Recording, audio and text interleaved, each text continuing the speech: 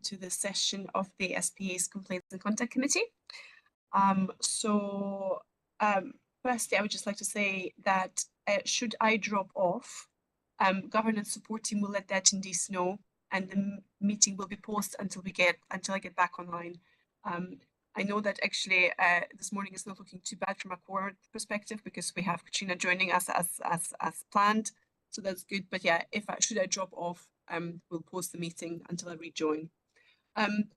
I would also like to say that obviously due to interim chair commitments, Fiona McQueen is an apology for us today.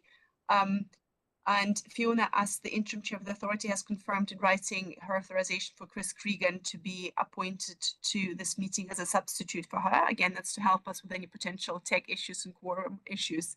Now, Chris will be joining the committee formally anyway from the 1st of April. But as I say, it's better to be safe than sorry for us today in terms of members in attendance. Okay, now I would also just like to note, Katrina, that this will obviously be your very last Complaints and Contact Committee before you, unfortunately for all of us, leave the board at the end of March. And I would just like to record a really formal note of thanks to you for your membership, being member of the committee, and as always contributing with really valuable insights and challenge and keeping us all straight. So thank you very much. Thank you, Chair. I really appreciate that. It's been my privilege to be a part of this. So thank you. I'll be watching you all going forward as well. Very good. Thank you. Okay, now, so I understand this is and Stuart, without kind of putting you on the spot, Stuart, is that right that due to some internal Police Scotland restructure, this is your last CCC as well? Yeah, good morning to you. Good morning, everyone. Yeah, I have moved on roles from professionalism insurance. I've actually moved over already to organised crime, counter-terrorism and intelligence. So I am here for this meeting, but I do hope wish not to be here, but I do hope someone will replace me by the time the next meeting comes round. Okay, I'm sure somebody will, but thank you similarly. I would also really like to record our thanks to you as well, Stuart, for the leadership that you've shown in the space. So yeah, thank you. And again, big shoes to fill for whoever is going to be stepping in to replace you on this committee and in the role, obviously. Okay, thank you. I also think this is the first full committee meeting for Gary Price and Graham Mackin, who have joined the SPA as newly appointed Complaints and Conduct coordinators as well. So welcome to those colleagues as well. Right, so I also would just like to so apologies, straggling two screens here today. So I would like to move on to, so we've covered apologies. We've covered apologies. I mean, we know Fiona McQueen's an apology. I think DCC Spears is an apology as well. Debs? That's correct, yes. Great. And then the next item is any declarations of interest. And I see no declarations of interest. That's great. Then our next agenda item is the decision to take business in private, and that's for items 12 to 16, and that's in accordance with section 20 of the SPA standing orders. Are members content to take those items in private? Yeah, perfect. Thank you. Okay, this takes us onto the minutes and actions from the previous meeting. There were two meetings that were held. So there is the minutes of the public session of the Complaints and Conduct Committee held on the 14th of November. And can I please ask members to approve these minutes as an accurate record? I see no dissent. Thank you for that. And then we also have the private minute of that same session as well. And can I please ask members to approve that as an accurate record of the private session from the 14th of November. Again, I see no dissent, that's good. And then we also have the public minute from the private meeting of the Complaints and Conduct Committee held on the 19th of December. And again, if members are content to approve that as an accurate record. Again, I see no dissent, that's great.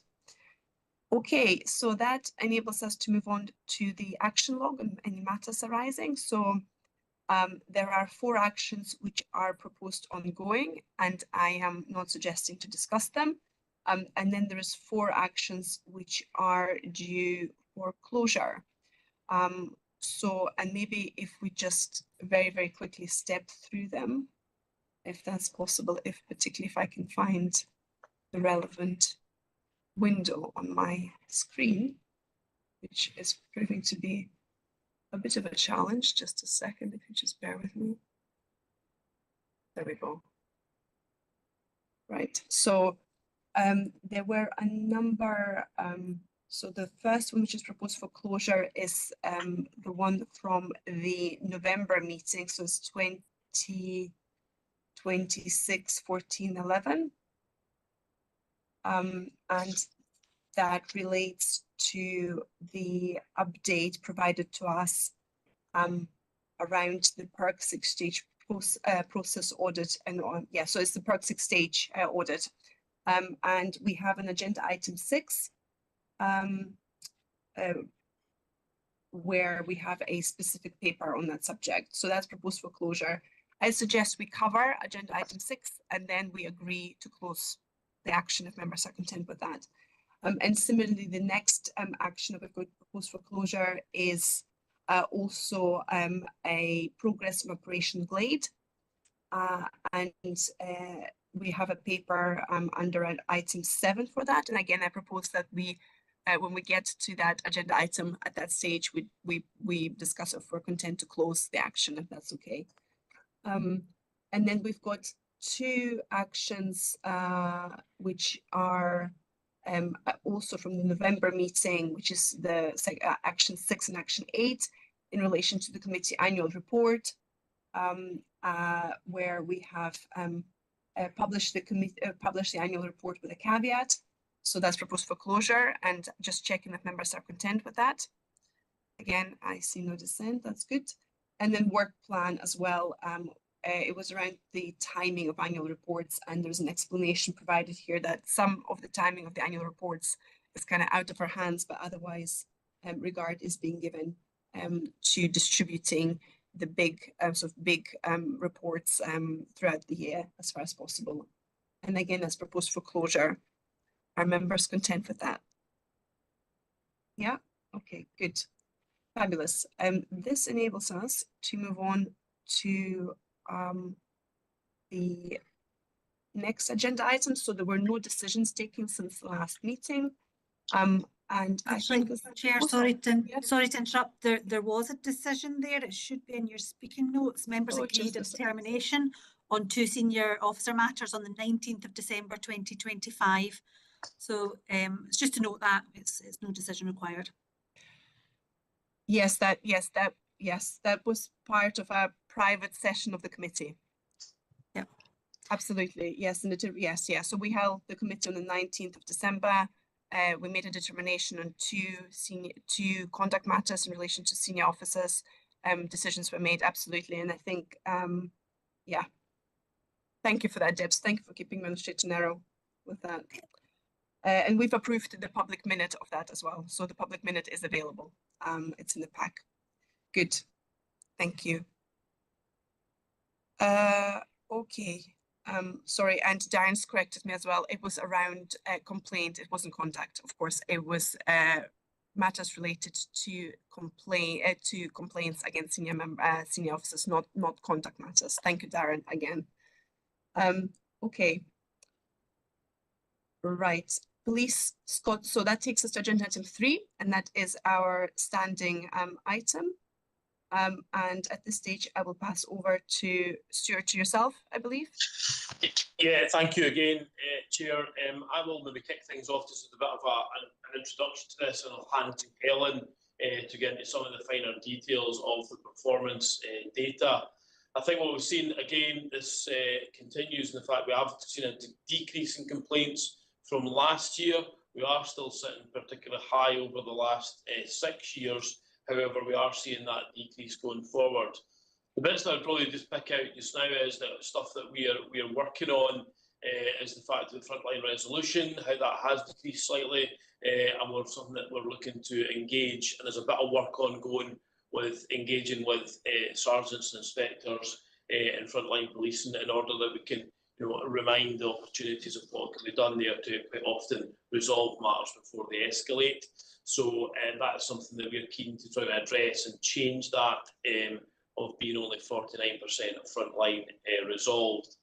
I would also sort of pick out, I know we'll come on to it later on more in the private session, is the number of suspensions we have at this moment in time, which is has been round about the 80 mark for a period of time. And again, that's work that we've run on is a big demand on the conduct unit in particular, who manage that for the organisation and ensure that's done correctly and in line with the regulations. So that is quite a considerable demand on PSD. Notwithstanding complaints that come in from the public, there is a huge demand of that internal aspect that has to be managed. So, and again, it's probably seen by the number of hearings that we've had in this period of time as well is increasing.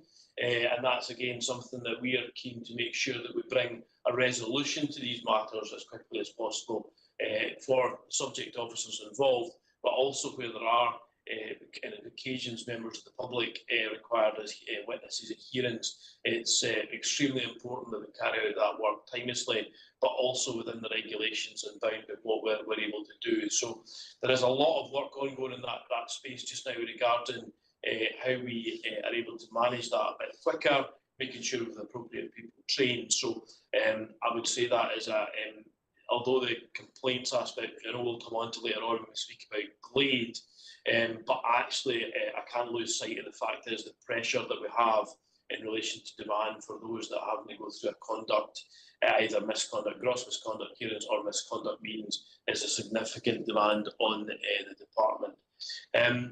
That's probably it for a bit of an introduction, and I'll probably hand now to Helen to speak a bit more about the complaints received and some of the data that's within the document. Good morning, Chair. Good morning, committee. Hopefully you can hear me all right. I am sharing the same guest mic as the ACC. If there's any issues with sound, please do let me know. So delighted this morning to present to you the Q3 performance report in relation to the professional standards matters.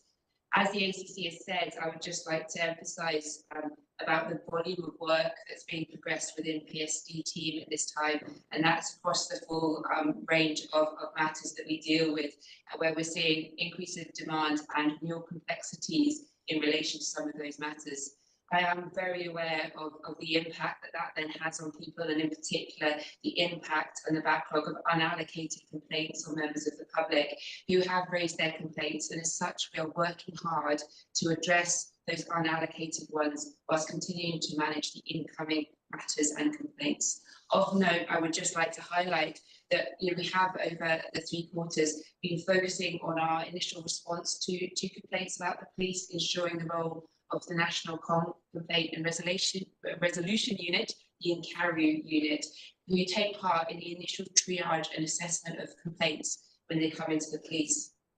Complainants waiting initial contact from us have reduced by 400 since last summer, and we are now achieving the initial contact of a complainer within 5 to 10 days of them contacting us, maximising the opportunity for us to FLR, frontline resolve a matter where it's appropriate, and if not, recording the relevant points and then categorising that complaint and putting it into the list for allocation at a date in line with the assessment.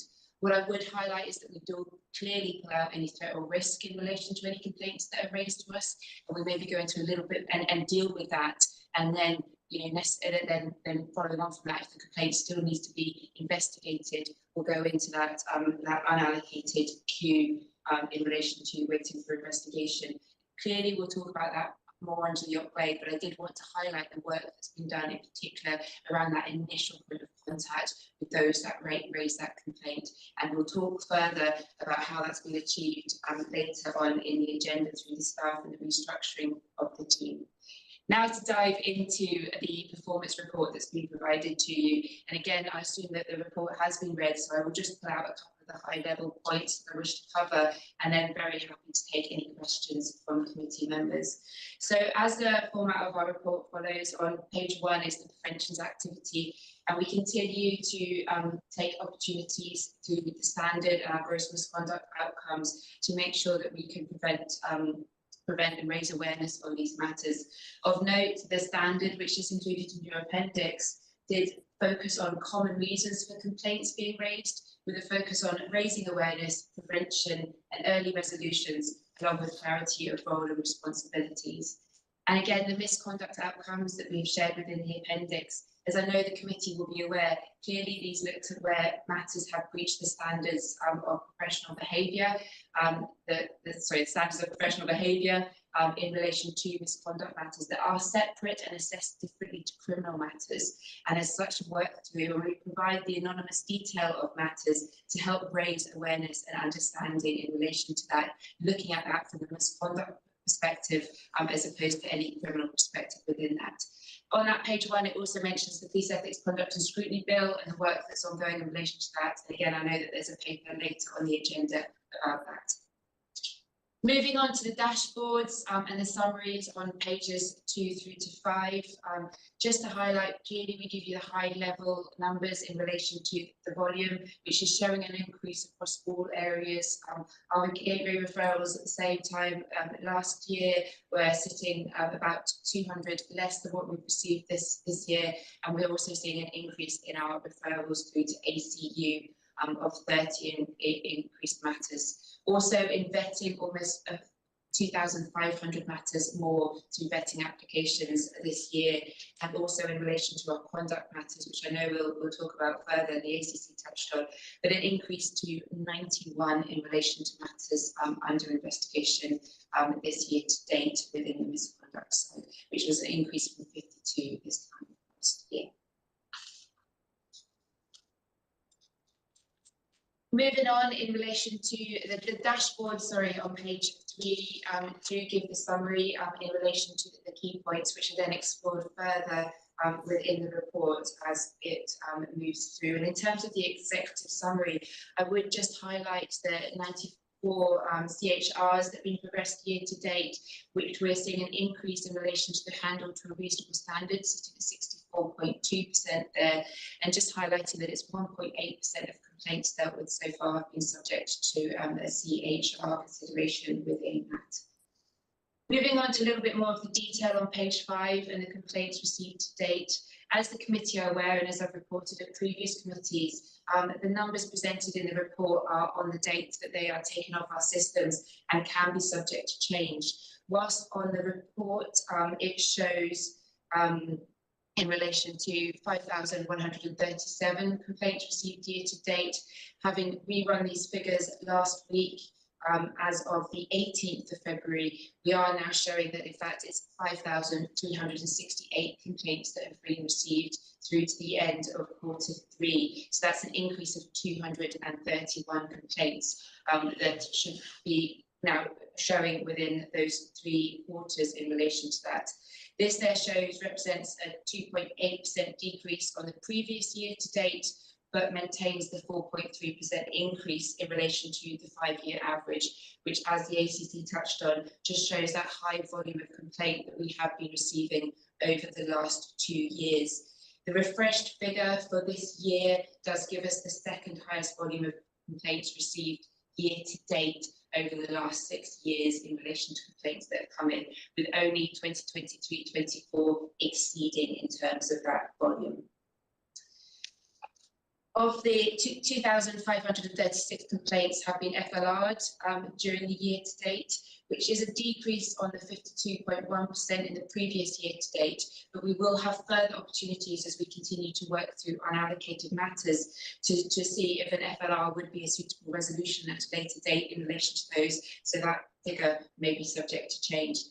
Of particular, which I think is positive, FLR by our Encaro team has increased from 45.8% to 47.8% this year to date. So that positively reflects that opportunity on early engagement with a member of the public, and concluding it in that way where it is appropriate to do so. So I just pull out that.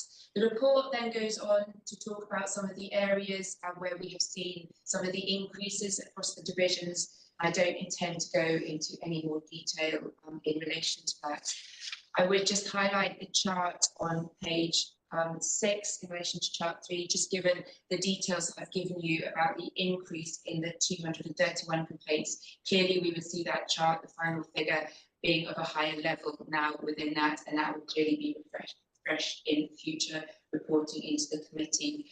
Now is actually sitting at 1,563 within that. Moving on to page 7 and the emerging trends. Here we try to pull out some of the key trends that we're seeing. As previously spoken about within the committee, the discriminatory behaviour. These allegations have previously been highlighted, and clearly we provided a report to the last committee. And as per the action log, we are working on a deep dive into these matters, being supported by colleagues from our Policing Together team. And then there will be further engagement with the SPA in relation to that. These allegations remain at an elevated level, which with 18 above the 5-year average, and it's specifically linked to the race subtype, which remains the main subtype and accounts for 70 of the allegations year to date within discriminatory behaviour. There is a bit of a deeper dive that's been undertaken in relation to the 24 allegations within Greater Glasgow, with the vast majority of these relating to the container being subject to police action. That was 17 out of the 24 matters there. And the other 7 allegations involved different elements, consideration of a lack of police action and general interactions with the police. So we are keen to give the committee the reassurance we continue to monitor that, and clearly we will report as per the action log in relation to moving forward with that when that actions have been completed. In addition, within the emerging trends, excessive force is covered within that. 461 allegations of excessive force received year to date, which is an increase in the previous year to date, with the most influenced by increases in the North East, Ayrshire and Greater Glasgow, and the detail is provided within the report. We did do a deeper dive into the North East division with 49 allegations received year to date, which is 24 up from previous year to date. And the key themes pulling out of those matters involved 23 of them related to the arm or the hand and shoulder in terms of the excessive force, and the applications of handcuffs was the most frequently raised point there.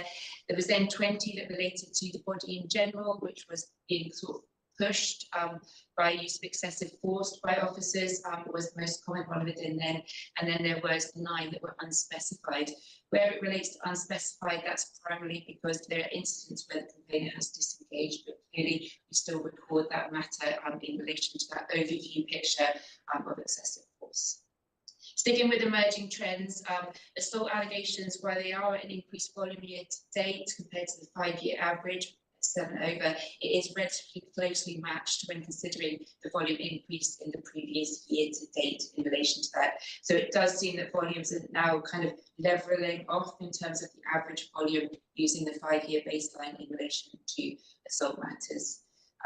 Again, I would just take the opportunity that clearly all on-duty assault matters are submitted to TURC under the Article 3 protocol that's in place, but assessment, scrutiny and potential investigation in order to ensure that transparency and independence in relation to those matters. Moving on to page 8, and the irregularity in procedures is also covered there with the 6 increases with the subtypes listed in the report. I don't intend to repeat them, but they are detailed within the report there. And finally, chart 8 in the emerging trends shows the full breakdown of allegations received year to date by allegation type, provided there for the committee's information in relation to. Moving on to service delivery on page 10, allegations upheld are an increased rate, 16.6% compared to the previous year to date of 14.9% and the 5-year average at 15.2%. And the detail is provided there within the report. Clearly, this only relates to allegations attached to criminal and non-criminal investigations, and clearly it doesn't include those dealt with through FLR matters in relation to that. There's also reference in the report to the timescale compliance, and the details are listed there within the report. I do give you that reassurance and how I started this around the FLR and the inquiry work that's happening in relation to the timescales parts. And clearly the rationale that I've previously provided to committee remains relevant through our quarter 1, quarter 2 and quarter 3 analysis about the timescale matters, linking them to the number of allegations involved, the complexities of the complaint, the number and availability of subject and witness officers involved, the willingness sometimes or the ability of the complainant to engage at different points, the volume of correspondence, the kind of, and those in terms of where there's maybe specialist elements within it as well. Therefore, we have to go to specialist teams for subject expert advice in relation to that.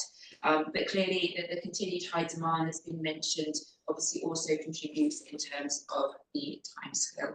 But as we'll talk about under the Operation Glade, the additional resource and all of the work that's ongoing, we hope to start to bring down some of those timescales over the next few months in relation to that.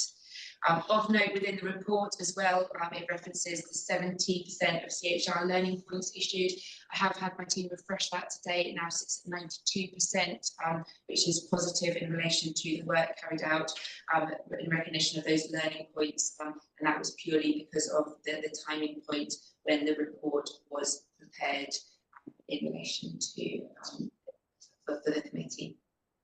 I don't intend to touch any more in relation to the PERT referral matters that have been highlighted within the paper for the committee, but very happy to take any questions. We are seeing an increase in relation to referrals as covered off in page 12 of the report. The statutory referrals showing an increase of 15% in relation to that. And apologies, I have realised I just skipped page 11 where we talk about the feedback from the survey results. And I know that was one of the actions on the log. We are just working through how we can best present that to the committee at a future date, taking into account all 8 questions that are asked in our user sort of satisfaction survey that we carry out.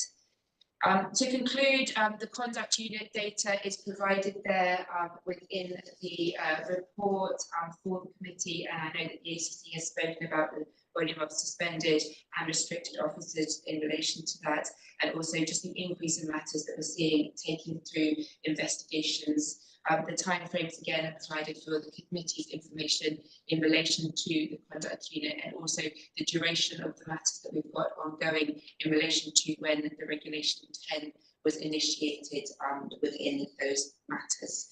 And it also clearly reports on the 24 hearings and 9 meetings that have been scheduled year to date and the outcomes in relation to those. So I will just conclude their committee having pulled out the kind of hopefully the key parts within that report, and we just highlight very happy to take any feedback or comments from the committee in relation to the presentation of the data as we continue to develop that to make sure it meets the need of the committee. Thank you, Chair. Mm-hmm. Thank you very much, Helen, for the report and for this really comprehensive overview, introduction to the report, I suppose. I would like to open it up to committee members for questions. I mean, there is, as usual, we always cover a wide range of data and topics, so there's a lot for us to sink our teeth into. I see, Paul, you would like to come in, please. I'm interested in the excessive force and the assault figures, because one has gone up by about the same as the other has gone down. I'm curious, at what point does excessive force become assault? And are they completely separate issues? Yeah, thank you very much. I'm very happy to answer that. So I guess just for as I spoke about, all assault allegations will be referred through to PERC in relation to their awareness. And usually we are led by the complainer in relation to engaging with the complainer in relation to their assessment. Usually the excessive force will result in, as I mentioned, the use of potential handcuffs, or when officers are using their officer safety training or applying that in relation to the situation, then obviously some further discussion with the complainer in relation to their report in terms of are they reporting having been assaulted, or in relation to the excessive force. Clearly, we continue to closely monitor the matters, and as I say, anything where there's an indication in terms of an on-duty assault by an officer is then referred through to PERC for that independence. And I guess I would say what we did see is a huge increase in terms of the, or an increase in terms of the assaults last year to date, and the point being that this year that's sort of just levelling off against that increase last year to date. Okay, and see, my query is that because they were channeled into the wrong place, or was just a completely different sets of circumstances? I think they're very different sort of sets of circumstances in relation to the matters that we're seeing coming through in relation to that, but it is an area clearly that we are keen to continue to monitor and track through the emerging trends within that. Because a 10% rise in excessive force, I would suggest, is quite significant. And I'm wondering what the story is there, particularly as it's two geographical areas that seem to be responsible for that. Is there a need for training or something like that? I'm intrigued. If it's okay, maybe. Yeah, please. The training aspect has obviously been subject to quite a bit of work in relation to operational safety training, which is now a 2-day course. And it's quite useful, and the fact is that some of the learning that comes from these inquiries is fed back directly to those that design the curriculum for operational safety training to ensure where there is issues that we can highlight that quite quickly. I can't give you an answer really for why the two areas in particular have seen that at this time. It's not something that we've probably been able to drill into, but I do think that the training that we provide officers has to be that it is over a 2-day period now, where there isn't a lot of work goes into what they're getting instructed on. And we've had that assessed and in line with the College of Policing training, which is done to a similar standard as well. So it is something that we can look at, and as I say, we do feed back any findings that we get from these incidents to allow that to be incorporated in future training.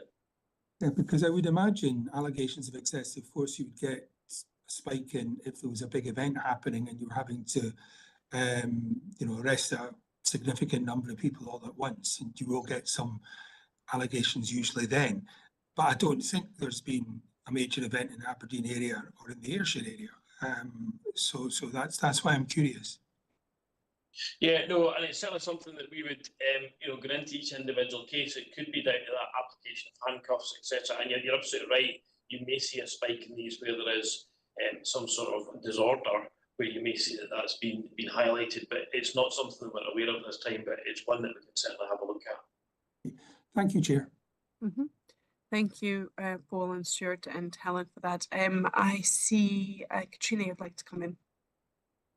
Thanks, Chair. Yes, I wanted to focus on sort of very early on in your report, which was about complaints and the increased complexity of complaints, adding to the burden of how long and how much time it takes to address them. And so my question is, what is your understanding of what's making adding to the complexity of these complaints? And follow up from that really is, are you confident that you have you're en route to building capacity to deal with that complexity? I could maybe come first, if that's okay, just regarding that. I know we're going to cover it at Operation Glade and some of the work that we've been trying to do in that to try and boost our capability in dealing with them at an early stage.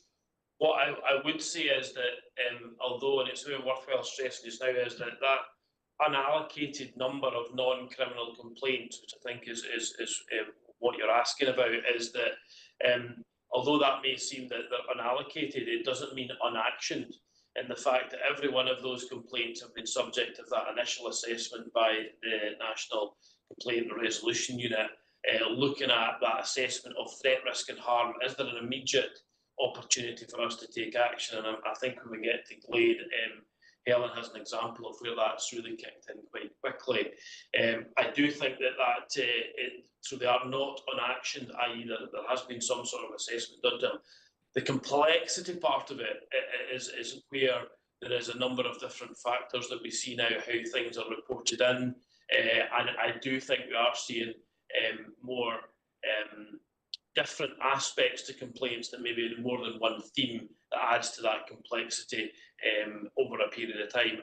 They would do, and I know we're touching into the Glade update, I think the form and the initial complaint capture form is trying to help that a bit, and it is actually really drilling down quite quickly what is the number of the complaint and how we can deal with that. So I do think that maybe when we get to that point, I can maybe explain a bit more about what we're trying to do with staffing, etc. But I think overall, policing is becoming more complex as a nature, and as such, the complaints are becoming more complex as well. Thank you very much. Would you, if it's okay, Chair, would you mind expanding on that slightly? In what ways do you think it's becoming more complex? Just obviously an overview. Yeah. I think the fact is we see quite a lot of technology and data being a part of our investigations now, where it may be inappropriate disclosure of data. That's where a big part of some of the stuff that we deal with. I do think there is an added complexity to a lot of matters that we deal with, where social media may play a part in that, where we see a huge increase in the fact is of footage of incidents being taken place that we need to capture and assess. So I do think that overall there is a complex and a more challenging aspect of some of the investigations we undertake, and we need to make sure that we've got the capacity and capability to reach that as well. Mm-hmm. Thank you for the question, Katrina, and Stuart for the answer. I think absolutely we can probably delve a little bit more into that at Operation Glade. And what was also going through my head is that in the private session, I know now we are looking at some of the longer standing non-criminal complaints that are over a year old. So I know we've got some examples there as well. And actually now we're covering them off obviously in the private session of the meeting, because there's individual complaints. So there's obviously the risk of, identifying individuals, etc. So that's why we're not discussing it publicly. But I think when we get into that discussion, I think that might answer some of your questions as well, Katrina, around some of the complexity, because I think that is quite illustrative. And then over time, we can see maybe how we can highlight some of that in the public part of our session as well. Because so that's, but we'll get to that later on in our agenda. So, but really good question.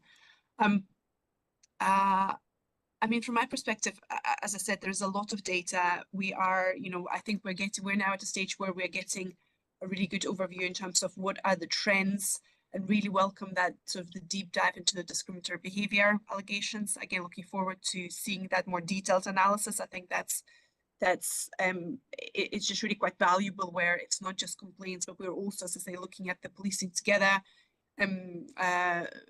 actions that are being taken by Police Scotland. So I just really like it when we are almost triangulating kind of different bits of data that we have from a complaints perspective, from a policing together perspective. And yeah, looking forward to that. So I think we're seeing good data on the trends. A lot of my questions do relate to the service delivery elements of that. In particular, obviously the pressures on the service, the volumes, the timelines. I will probably save them until we get to Operation Glade. Again, I'm sort of in two minds as to when we delve into maybe some of the detail here. But maybe even whilst we're looking at data here, I think at some stage it would be good to get the data on the backlogs into this report as well. And again, we'll talk about probably the resourcing about Glade further down, but I'm just kind of putting the marker down here. I think it would probably be really good to have some data on backlogs and progress against the closure of that backlog in the standing report as well. But we can maybe discuss a little bit more when we get to the next agenda item. I hope that makes sense. Okay. Are there any other questions or points or observations at this stage on this report? And I can see none. So thank you very much for that. I think this enables us to then move on to the next agenda item. And that is the SPA annual and quarterly report. And that's Darren, you're presenting this one for quarter 3. Yeah. Thank you, Chair. Good morning, colleagues. I'll take the paper as read and just provide a brief overview. So this is our regular SPA quarterly report, including key statistics reflecting the position at the end of quarter 3 with a comparison to the previous 7 quarters. So looking across that overarching 8-quarter view, as is typically the case in the context of a generally low volume of relevant complaints and allegations, numbers continue to remain largely consistent over the period. Although volumes remain low, as I mentioned, the majority do relate to Police Scotland senior officers. 88% of allegations over the period related to on-duty complaints, with the remainder relating to dissatisfaction with quality of service received. The report also outlines the outcome of, or the determination of complaints. Early stage resolution, which is the equivalent of Police Scotland frontline resolution, continues to be an effective means of addressing complaints of a less serious nature, accounting for 33% of allegations closed during the period. Of the 9 complaints closed during the reporting period, 2 were out with the 40 working day target. And again, a high level explanation is provided there. And then finally, in terms of the data, there were 3 relevant complaints which were ongoing at the end of the quarter. However, all of these have since been closed and will be captured in reports going forward. Apologies. If the alarm doesn't silence immediately. I'm sorry, the fire alarm is just about to go off, so I'll continue, but I may just need to stop. Okay. So other matters, the dip sampling, as noticed, had been temporarily paused due to capacity of the team. Following recent recruitment, intention is to resume that in the new financial year. Our 4th committee annual report, which was presented at the last committee, is now published, and the report additionally provides details of the most recent National Complaint Handling Development Group meeting in December, with the next one on the 20th of March. I'd like to thank Police Scotland for involving me in the Op Glade work prior to Christmas, and look forward to continuing to engage with that. And I think last, I would just say we're continuing to work with Police Scotland on the work plan, looking at the reporting frequency and content. So I'll stop now, and apologies that the fire alarm may go off, but I'm happy to take any questions. No, that's okay, Darren. Thank you very much for that. Yeah, thank you very much for the report, standard report. Again, I would like to open it up for any questions, if members have got any questions on this.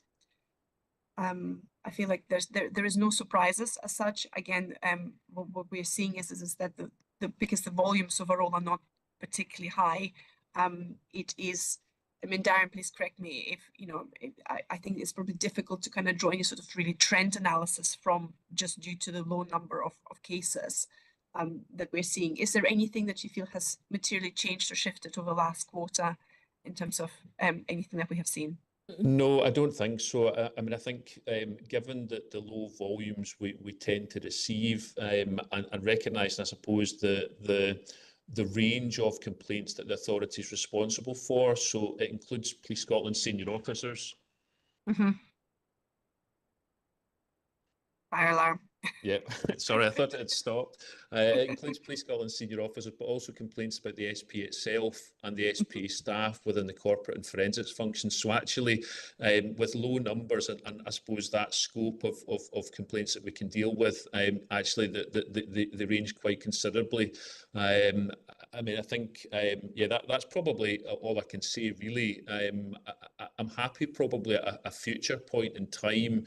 As you know, we do an annual report, and we also look to provide broader organisational learning reports at a proportionate frequency given the volumes of complaints.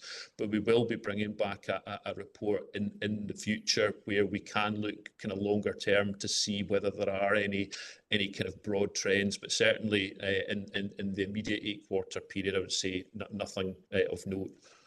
Okay, no, thank you for that. And another thing which I was really interested in is, again, the stakeholder meetings. So the National Complaint Handling Development Group, again, you said, so it met again and you've provided just a few bullet points in terms of what was discussed. I mean, can you maybe give us a little bit more detail? I mean, I'm interested how frequently it meets and when. So it met again on the 5th of December. When's the next meeting? How frequently does it meet? And just generally maybe a little bit more flavor as to what's being discussed, because it very much seems that this to me is really an example of best practice, and it's just really interested to hear a bit more about that. Yeah, certainly, and hopefully that is the last of the fire alarm messages. So the group actually was paused for a period and resumed maybe about a year ago with a kind of a revised focus. I think the group was originally established in response to the preliminary report of the Angelini review, and obviously we've kind of moved beyond that, the final report, and it's now kind of probably refocused around about a group which is around about supporting improvements in good practice. The SP are there with probably two hats on, one in terms of with an eye on the authority's oversight role, but also recognising that we handle complaints, and that there's benefit for my team in terms of our own learning in that space, and obviously the PERC attend as well in that critical friend capacity. With the reset of the group, we agreed to meet on a quarterly basis, really to follow on from the meetings of the committee. So the next meeting, I think I said there, is on the 20th of March. So the opportunity then to reflect on any key discussion points or actions coming out of the committee. Key areas of focus just now include the review of the Police Scotland complaints about the police standard operating procedure, which is referenced in line with the earlier joint audit. So the opportunity to be involved in that review, early conversations around about future joint audit activities. So the recent joint SP PERC audit and more recent PERC audit were very specifically follow-ups to the Angelini review recommendations.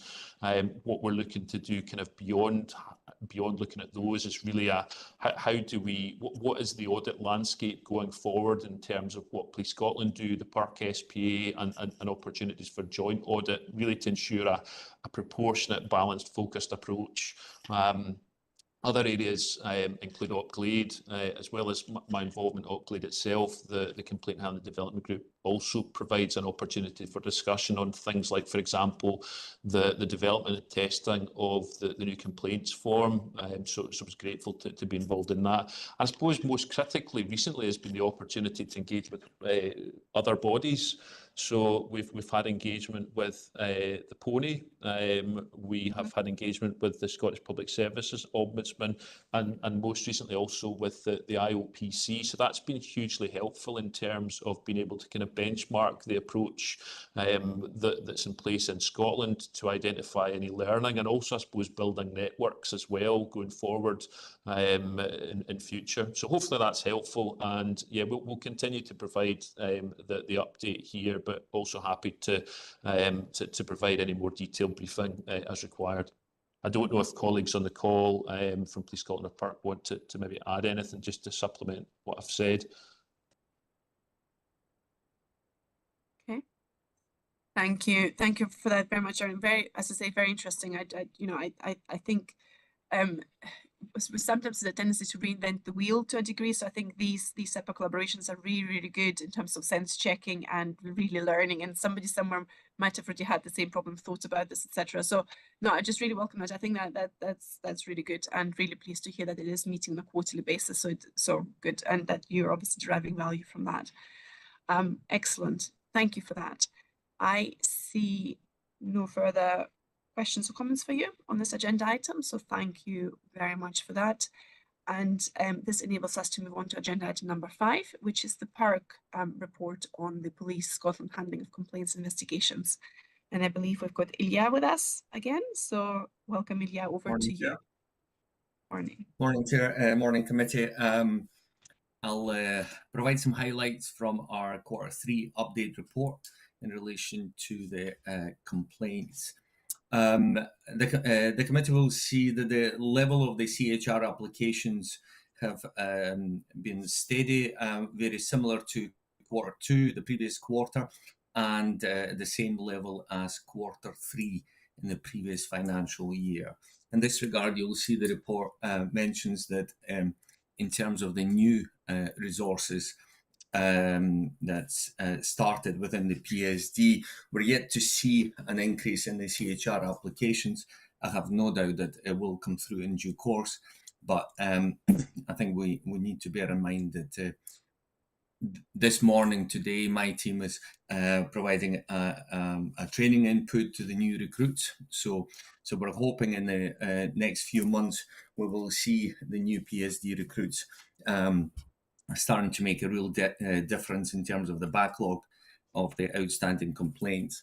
The report provides an indication in terms of our own performances. You'll see that the CHR process is now very streamlined. There is no backlog, there is no delays in allocation. So the reviews are being, reports are being issued very efficiently, so we can provide the complaint handling review to members of the public within a very reasonable timescale from the conclusion of their complaint by the police.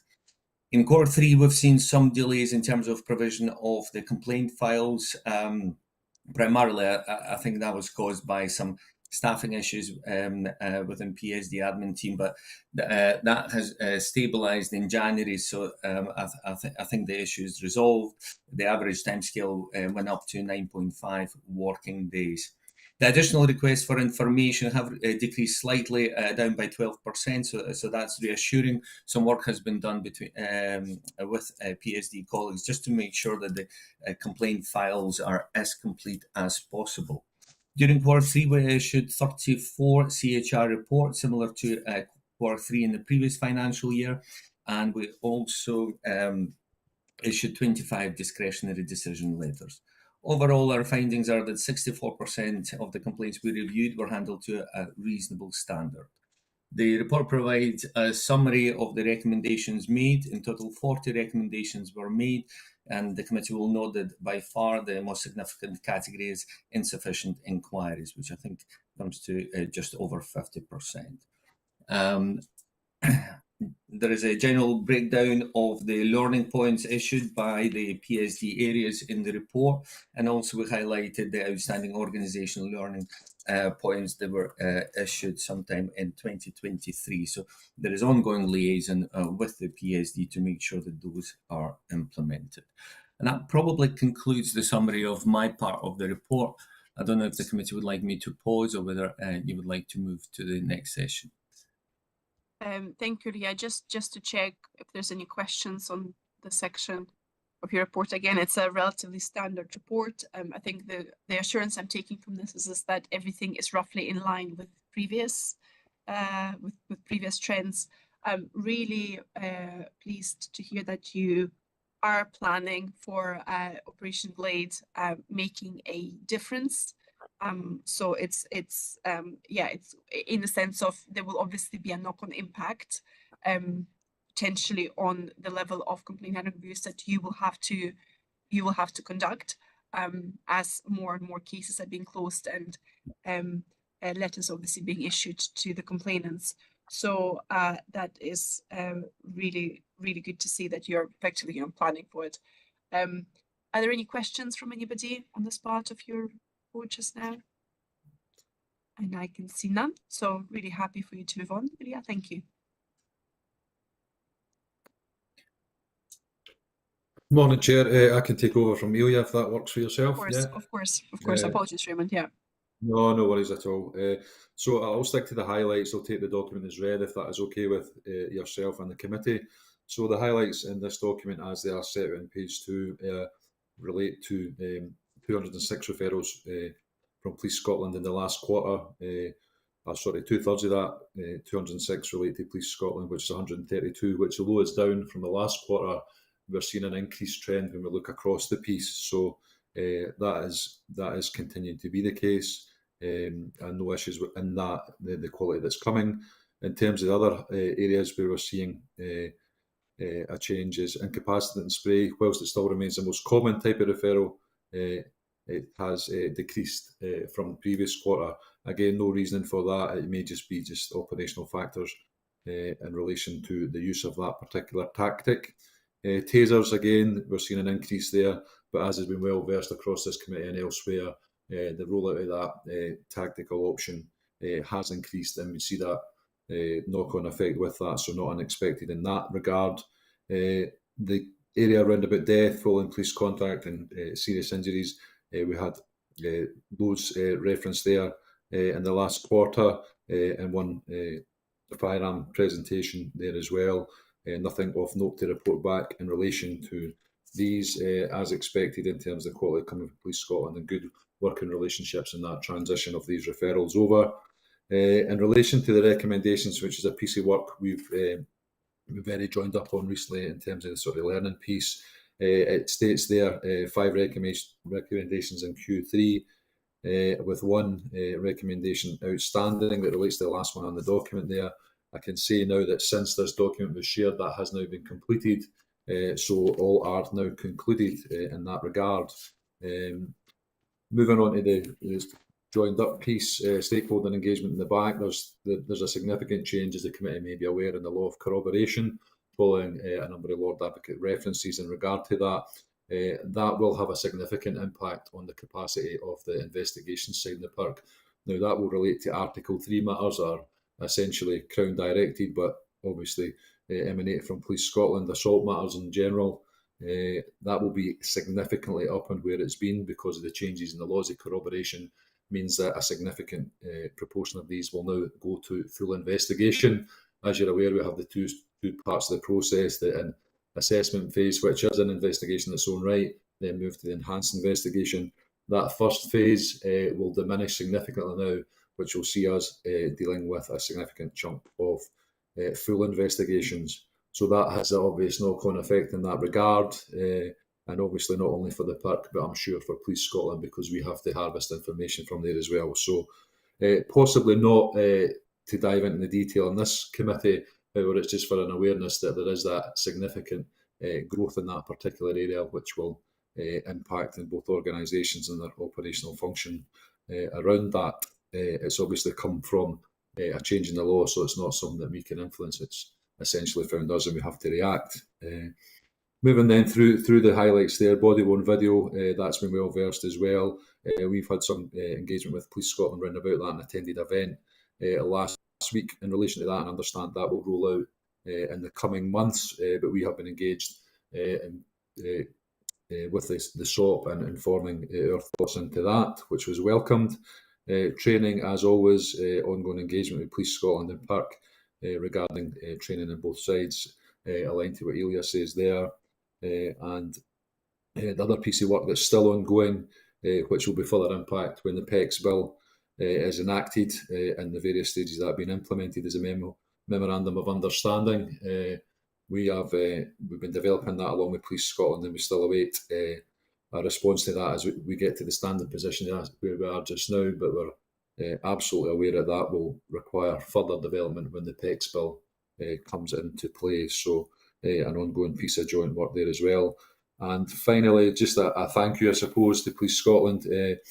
Park, like everywhere else, has new members of staff and staff who don't have a full understanding of police processes. And the last entry there touches on the ACE function of the police, so we had the benefit of some of our staff going along and understanding the process involved in the call handling from the point of contact with the public and how that transitions through the ACR process. So very beneficial for our staff in terms of learning and how we can then fold that into the operational aspect of our investigation. So as I say, just a thank you there and acknowledgement of that piece of work. But other than that, nothing to add, Chair. A whistle-stop tour, I suppose. It's the detail is all in the document, but happy to answer any questions. Mm-hmm. Thank you very much, Raymond, for the report and for this overview as well. Just to check if colleagues have got questions or any questions or observations. No, thank you for that. I've got a few. I mean, firstly, I think what I picked up in the data, and this is just to check my understanding, I think it said there was a significant decrease in injury. Just a second, I'm just looking for where. There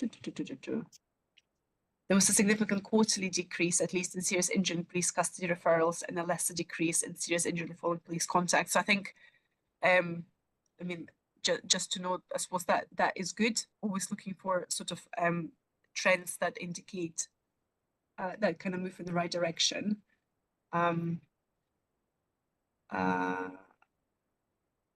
That was that. It just jumped out at me. I thought it was good. And again, you know, really appreciate, Raymond, what you said around incapacitance, spray and taser.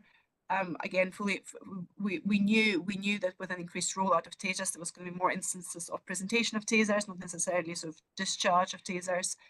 So yeah, as you kind of explained as well, I think it's not sort of unexpected. So that's good as well. So Raymond, just from my perspective, again, I think you've provided, as I said, the data is there, and you've provided a really good overview. But maybe just from a easy to digest kind of assurance, there was nothing from your perspective. Is that fair to say that there was nothing in the previous quarters kind of data and trends that would give you pause for concern from your kind of professional perspective in terms of any kind of direct movement into the wrong direction with anything? No, not at all. I think tasers, you've covered that. That's expected with the rollout. The serious injuries, it's very hard to predict when these will occur.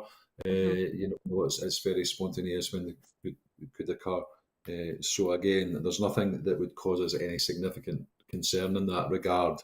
Across the stats, there's nothing jumping out that would be unexpected or alarming. We'd look across the broader spectrum of time and then follow any patterns there and probably bring it to the committee if there was a continual increasing trend. As when you look at it in the sort of bite-sized chunks of quarters, it provides a snapshot, but I think we have to look over that extended piece to understand that.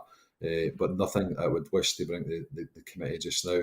I did touch on Article 3 and the change in corroboration rules. Yes. That is significant. And I only touch on that lightly because the matters that are investigated in there are Crown-related matters. But yeah, I don't know if we just lost Raymond there. It was just really to get it on the committee's radar that there is that increasing demand, and I'm sure you were aware anyway that change in the law, but it's just the impact it will have both on ourselves, Police Scotland and Crown. Yeah. No, thank you for that, Raymond. I mean, it is actually really interesting. I think that's quite an important point that you've just brought up there. Naturally understand, and again, I think it's really helpful, particularly for Chris as well as a sort of new incoming member of the committee. That basically when there is an assessment of all items that come to you through the statutory route, and then some obviously progress into full investigation. And you've just basically described to us that you need to do more full investigation. And you know what? I probably should know this, but maybe my question is actually for Stuart then. So what does this mean? Because I appreciate there will be an impact on PERC because you'll have to do more full investigations. There will be an impact on Police Scotland because they'll need to support the investigation. And naturally, my mind also turned to the officers who are subject of the investigation. And so is there an impact then? I mean, can we expect to see more officers on restricted duties or suspended for longer? Can you maybe just provide a little bit of an insight into that?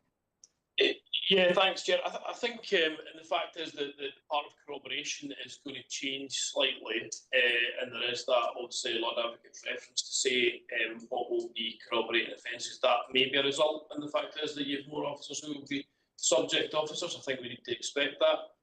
I also would just highlight that this also has a wider impact across wider policing, and the fact is that other investigations that are non-police officers, so in the wider investigation capability of Police Scotland, will see this as well. It's something that we're doing a bit of training and consideration of how to process for this going forward, and I think I do share Raymond's concerns that they will see more work for us to be able to provide them with the relevant information. And I'll maybe see if Helen's got anything further, because I know that in that particular question you've asked about, they've already had a quick look at this. No, just to give the reassurance, we are working with PERC to understand the impact in relation to it, the additional considerations that need to take place, and are very committed to making sure that then an update is provided in relation to officers internally as well. So as the ACC says, that there's other work for Police Scotland around it as well that we are linked in with, and then making sure that the correct process is applied in relation to these. Obviously, we would always refer these matters through to PERC anyway in relation to that initial assessment part, where there is that Article 3 allegation being made in respect of that. So it's then the subsequent part around the investigation element that we're continuing to just work through. And then also, as I say, there will be some communication around it so that officers are aware in relation to the impact of that. Mm-hmm. Okay, thank you. Maybe just something for us to note internally for the SP. I think this is maybe something that it would be good, Colette, to just make the board a bit more aware of. That like there is these changes happening, and Stuart, as you said, it's got wider ranging implications for policing practice just in general. So so it might be quite good to kind of see if there is something that we need to do just internally to bring members kind of up to speed with some of that. And I also really appreciate the fact that you are proactively thinking about body-worn video, because again, I think one of the really biggest kind of benefits of that was always in theory, the ability to conduct quick investigations, better investigations. So in my mind, I'm kind of hoping that maybe the law of corroboration impact will somehow be offset to some degree by the fact that more of our officers over time should have body-worn video. I mean, I know it's not as simple as that, and that's probably quite fanciful, but I'm just quite reassured of the update that you've provided around the fact that it is that you are preparing for that going live, and yeah, particularly that practical use of that equipment for the purpose of any investigations that you conduct. So I think that's reassuring just to note. Okay, I mean, this was all I kind of wanted to talk about. So let's just check that there's no other points on this. Otherwise, I would really like to thank you, Raymond and Ilya, for your report, for the presentation. Obviously, you're free to stay for the rest of the committee. Feel free to dial off as well. But yeah, thank you very much for, as usual, for your contribution to this. Thank you. Thank you. Okay. Right. So this enables us to move on to agenda item 6, and that is the SP PERC Joint Audit Triage Recommendations Progress Update. Now, I know, Stuart, you'll be talking to this. I understand that this item is for noting only, and is mainly around sort of providing the public visibility of the fact that PERC and SP officials have agreed to close off the remaining recommendations from that earlier 2021 review. So yeah, it's for noting primarily here, but obviously, Stuart, would you, really kind of keen to hear your... Yeah, thank you very much, Chair. The only thing I would say is the 8 recommendations have obviously been closed as per agreement between College PERC and SPA.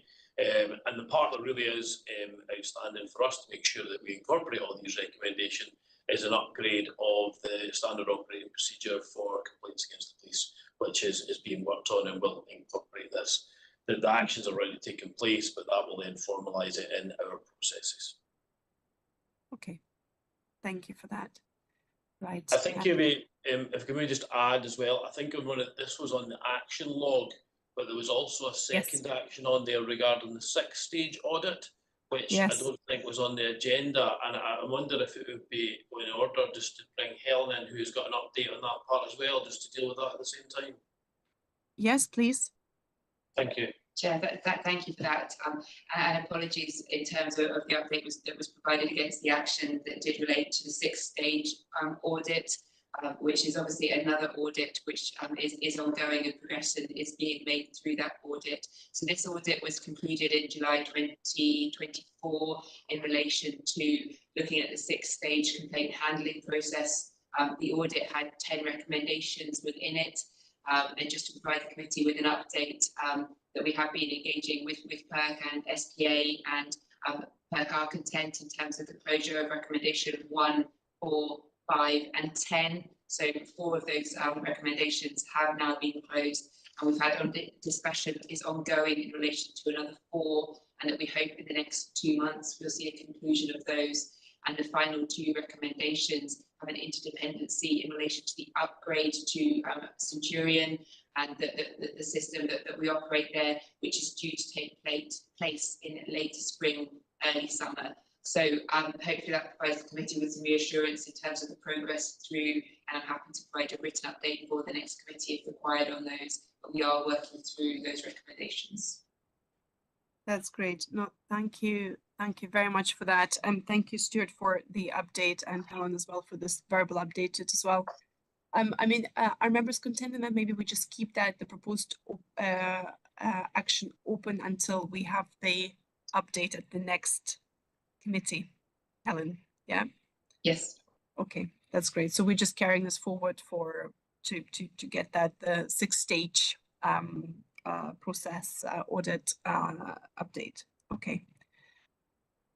Good. Otherwise, our members content to note the update. Fabulous. Thank you, everybody. Right. So this leads us into Operation Glade. I suggest we take that, and then I will give us a comfort break. But this is, this is an important and meaty item. And really keen to kind of give it some proper airing. So, Stuart, I would probably suggest that you introduce the report, and then, as I say, we can discuss. Yeah, thank you very much, Chair. The report's there, which details the idea of Glade and what the position was nearly 2 weeks ago. What I can say is that has reduced since that period in time by at least another 90 of what is an unallocated backlog. And I know I mentioned this earlier, and I think it's important to maybe stress this, that although it's unallocated means it has not been given over to an investigating officer. But what that complaint has been subject to is that initial assessment with an opportunity to frontline resolve it, and the complainer has been engaged with in some way to understand what the threat, risk and harm is, and is there something that needs to have immediate action. And I'll bring Helen in a second to give an example of that where it took place. I think is a really practical example without identifying any individual, how that has occurred. What I would say is we are still, the demand within Carew was sitting at one stage was really high, and we had their queue of about 600. That's now down to far fewer than 200, and the early interaction with complainers is now a really short time period and is now a matter of days, and allow that assessment to take place. So I don't think we can lose sight of the fact is that it's not as if these complaints have been unactioned in any way. They are just not full investigation. That initial part has taken place. As I commented on the last committee, was the recruitment of police staff investigators. They went through a really robust training programme, and again, thankful to PERT colleagues for assisting with that as well, because that's really important that we set that standard from the outset.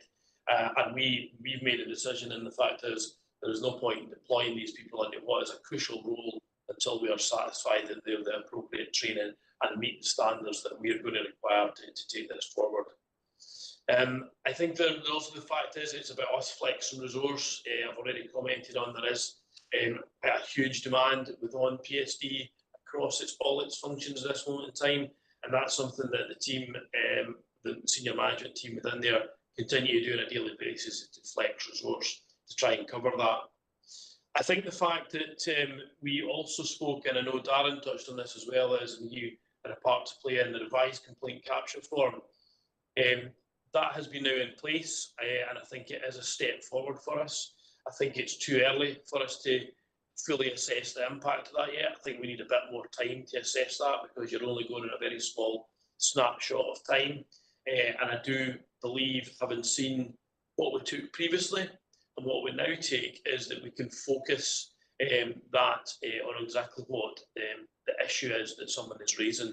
And that's not only a better service to the public, but also make sure that we're being more efficient in how we deal with that quickly. So that is going to help, but I would ask that gives us a bit more time to assess properly. I've also touched on already that we've had further engagement sessions with first and second line managers across the organisation. That's really important, because I think that they have a role to play in that frontline resolution instead of all matters coming into what is the PSD. As long as we're able to give them and arm them with the information and knowledge that they can do that, I think again over time that would assist us, and that's something that maybe is a learning for the organisation. And the fact is, when we took all complaints into PSD a number of years ago, was there a skills gap then for those that were on front line that could deal with this? So that's something that we need to acknowledge and learn from as well. There is some details of the internal audit and what that actually means, and I think there has been a real lot of work done in some housekeeping in that area.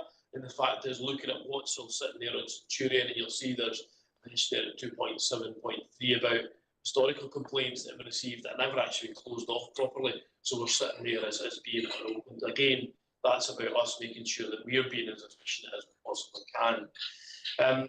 Overall, I do appreciate that there is some questions been asked. I'm aware of parliamentary questions that have been asked regarding what's been described as a backlog.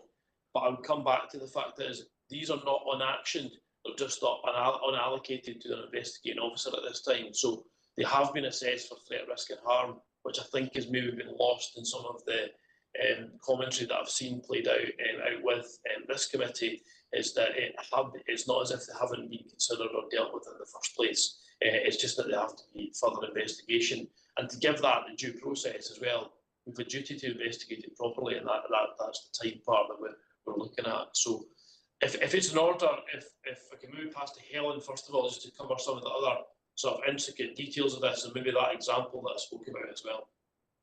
Thank you, ACC. Thank you, Chair.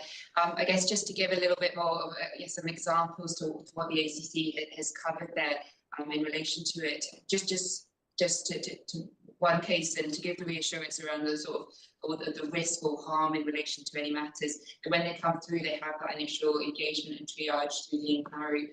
An example was when it was identified at a very early stage that the details for a suspect hadn't been added to a crime report, therefore that hadn't been actioned and taken forward. That was immediately reported into the division in relation to that matter. It was directed, the suspect was updated on the system, and necessary action was then taken to go and court and charge that individual in relation to that. Now, that matter in relation to that has some other further elements in relation to quality of service, or clearly quality of service, but actually what it meant though is that then went into the queue for allocation in order to deal with the wider matters, but actually the risk of the fact that the suspect hadn't been progressed and dealt with and traced was dealt with immediately. And clearly we see that in a number of other contexts within complaint matters when they come in, but we have that early engagement with division to say, actually, can you review your dealing with that? We are going to be dealing with a cap in the future in relation to that, but actually you need to have a look at that now. So that is very, very much in place between ourselves and division. But in that particular case, that then did require to go into the queue for allocation because there was other points within it that the complainer wished to be addressed.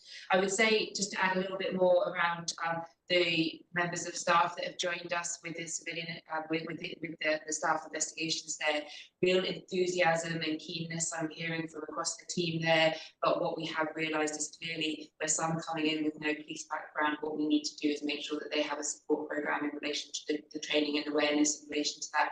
And there's been a lot of work done by the supervisors, the sergeants, and inspectors within those teams to make sure that that support is being provided. So what we are seeing is that while we hoped that the benefits would be, immediate, actually we need to make sure that they're the right benefits there and that the training and the support is being given to those individuals who have joined our team. So we are working really hard on that, and that continues at this time in relation to that. We have also restructured the teams, so the in-carry team, while they're dealing with that initial engagement and triage of matters, have also started picking up category B and C, which are the lower matters within the complaint, but to ensure that they are picking those up in between their in-carry matters that they're dealing with in terms of that triage for that. Having a look at the figures over the last 18 months, I would like to give the reassurance to the committee in relation to the volume of unallocated. It hasn't been growing as it was at the start of last year. So the first 6 months of last year, Clearly, this was when we were coming out of the 23-24 and the real increase in demand that we'd seen in Q1 and Q2 of those years in relation to the volume of complaints. That backlog went up by 400 over those first 6 months. So it takes us to where we were in July when the Operation Glade work really did start to focus and commence. Since that time, what I can say is that we haven't seen an increase in the backlog. So we have stemmed that flow in terms of those going into the unallocated part in the different ways that we're dealing with it, work through the complaint capture form, work in bringing in the additionality within the team and with our restructuring. So what I now hope is that as we look forward over the next few months, now that we have stopped that increase in the unallocated, we can now really focus on bringing that back down. And some of the initiatives and work that's happening, a week of action by one of my teams, just on top of their additional work last week, saw 81 matters coming off the unallocated as they dealt with those in a sort of, a focused effort in the top of the work that they're doing on a daily basis to bring some of those down. So hopefully that gives the committee a bit of reassurance around the work, and hopefully, as I say, as we move forward, we will start to bring that unallocated back down. Mm-hmm. Thank you very much, Stuart and Helen, for providing this. This really, I think, well, the report itself is helpful. I have to say, I find your voiceover and your explanation much more easier to digest and understand in terms of, where you are with this. So I, really appreciate both of that. You're absolutely right. You touched on this. It is becoming a matter that the time frames, the backlog, the time frames that it takes to actually investigate complaints is absolutely becoming a question of kind of public confidence. So I think you're right in terms of kind of being quite transparent about what it is that you're doing and how you see that progressing. I know colleagues would like to probe a little bit more into the subject matter, and I've got some questions as well. So I'll open up for questions just now. Yes, please, Paul, you'd like to come in. And you're mute, Paul. Apologies, Chair. Yeah, just in the last point, I've got a number of small questions, but the first one, I'm looking at the papers for November 14th, and it says the unallocated backlog was 1,049. And today it's reported as now 1,340. So that's a rise of 28. Now, okay, we've got the 90 reduction in the last fortnight. That's a rise of 28%. We've got that reduction of 90, which would still make it around about 20%. So I'm slightly perplexed how that's being presented as a reduction in the since we were last reported. This operation has been running for almost 11 months. So what I'm interested in is, when are we going to see a tangible reduction in that backlog? I'll bring Helen in first of all to answer that a bit about the numbers, if that's okay, and I'll answer the second part. So no, thank you, and thank you for highlighting in relation to that. We were trying a number of different methods, I guess, and there was some engagement with some of the complainers in sort of September, October around some of those matters. What that clearly indicated to us is that they needed to remain within the unallocated queue and get that real focus at that point. So I think the numbers in relation to tracking that and monitoring that in relation to the numbers there actually saw us did drop some in sort of September, October, but then a number of those came back in terms of then being added to the unallocation queue.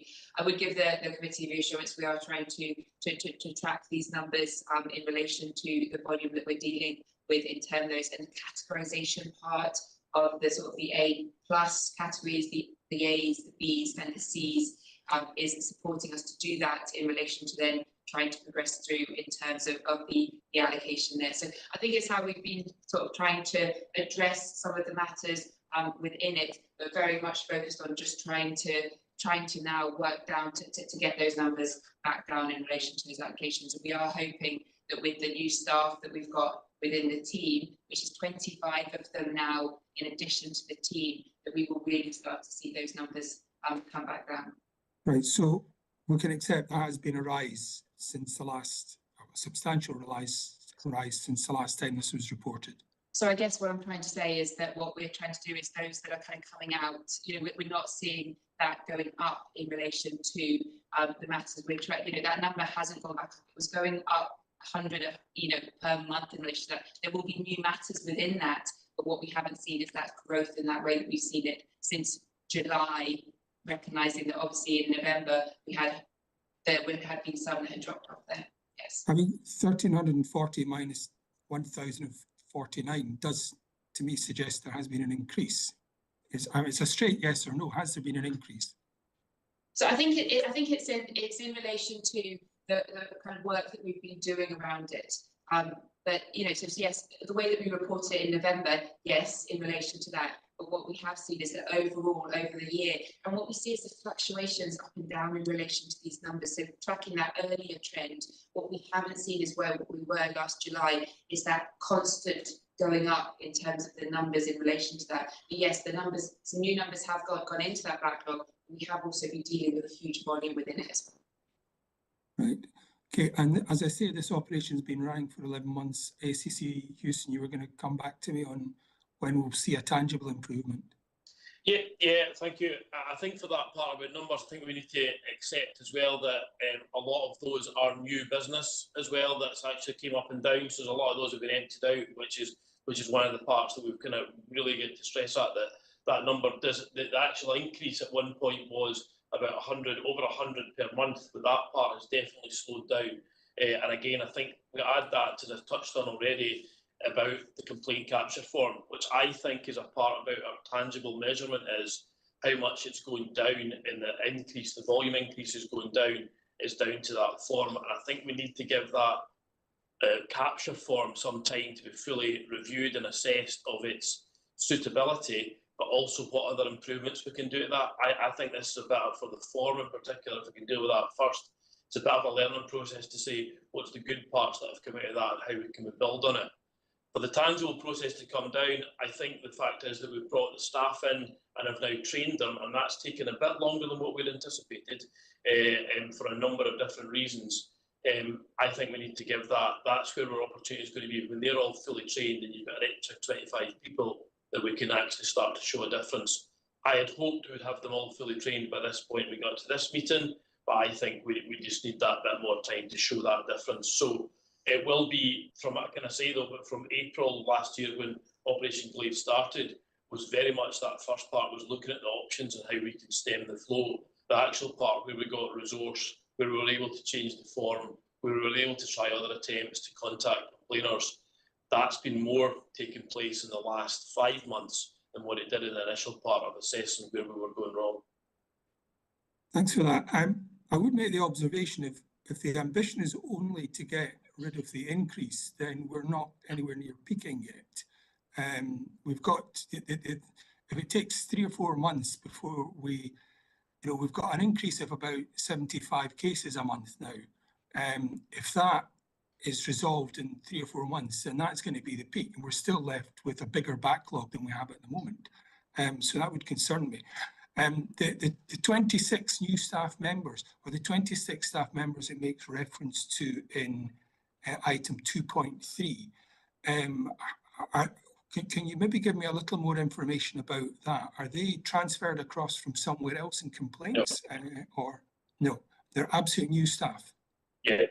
Can I maybe just address that first point, first of all, about reducing the intake? And the reason I'm saying that if we help to reduce the intake of complaints, it allows us to get more staff that are not having to deal with that huge intake to focus on those that are unallocated. So I do think it will bring it down. And the fact is, if you're only going up by 75 a month, you need less people to do the assessment of that and allow us to flex that resource in to deal with the unallocated backlog.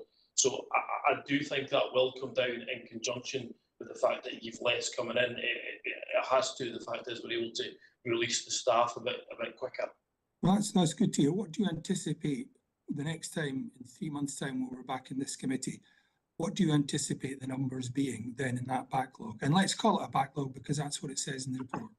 Yeah, I think that we will see a difference in it. I think I would be hoping for a reduction. Again, it's that about making sure that we are managing the workloads and doing it. And I can't emphasise enough, if we want to make sure that people are doing it correctly and there's the standards that we expect to be reached, those 26 resources that came in were newly appointed staff. Some of them were internal staff who applied for these new roles, but none of them were taken from elsewhere in professional standards. So, that is a bit of bearing with us. I do think that this is more than just staff. You can't just throw resource to get this. It's about learning from how we're capturing the complaints, taking the learning about how we can do that a bit differently, how we engage with people at an earlier stage, I think will help. So I do think the staff will make a difference, but I think we need to go and review everything with the form and everything that how we've engaged with people in the next 3 months to see what else we can do in addition to this. So the 26 staff, that's in addition to how many existing staff? There was in total about 27 or 28 staff across the country who were dealing with non-criminal complaints. Again, we were supported last year by additional staff from divisions, but due to other resources, we can see them being sort of redistributed back to where they came from because we need to support local policing. However, the addition that we've got is you've virtually nearly doubled your resource within that non-criminal capability. Right, so by the time you come back to report to us in whenever the next meeting is it May or June, we should begin to see a substantial reduction in that backlog. I would like to hope we would see a reduction in that backlog, and again, that's by building on what we've doing. And I don't think it's just the staff. I'll maybe come back to that. It's about how we use the engagement and complaint capture form better to get the best out of that initial contact, but increase the frontline resolution as well. Hey, Chair, is it possible for us to have an action that we'll get this on a regular basis until we get this firstly stabilised, and then we start to eat into that backlog to the point where we're satisfied that this is an issue that's been dealt with? Yeah, no, of course. Thank you very much for the questions, Paul, and thank you for the answers, Stuart and Helen. Absolutely, I would very much support an action. As I said, as I already indicated when we talked about the data report, I think we need to see some data, because exactly what you just played out in front of us, where we had a number in November, we have another number just now in terms of unallocated complaints. And whilst Helen, you're saying there has been a reduction, Paul's quite right to do the math and say actually it doesn't look like so that just basically we know exactly what the baseline is, where we're starting from. And I absolutely take your point, Stuart, and apologies, Katrina is very patient, so I'll bring you in a second, Katrina. Absolutely take your point, Stuart, that it's not just about the extra staff. I absolutely appreciate that. Sounds infinitely more sensible to train them up properly rather than letting 26 people maybe not quite as well trained as they should have been onto cases, because you're absolutely right, it's about quality as well as the timeframes. But I think we're now in a situation where we kind of need to have an eye on both. So absolutely take your point that it is about the form and about all the other changes you've made. I think, Paul's quite right. We just need to have a commitment that all of the actions taken and the substantial investment put into the space, which we absolutely acknowledge, obviously the leadership of the organization is recognizing that this needs to be done better. We just need to get that commitment that there will be an improvement. And what your forecast is, and particularly, as I say, have that baseline. This is where we're now. We've got the team up and running now, and we're not even talking about necessarily cases being fully closed, because I was also thinking from when one of your new team members gets a case allocated, there's likely to be a time that will be required for the investigation and the resolution. But we're not even talking about that. We're talking even just with the reduction in terms of these things that are at least being investigated. So really, really keen to see some commitment around this is the baseline. And these are some really trackable kind of ways for us to measure that progress.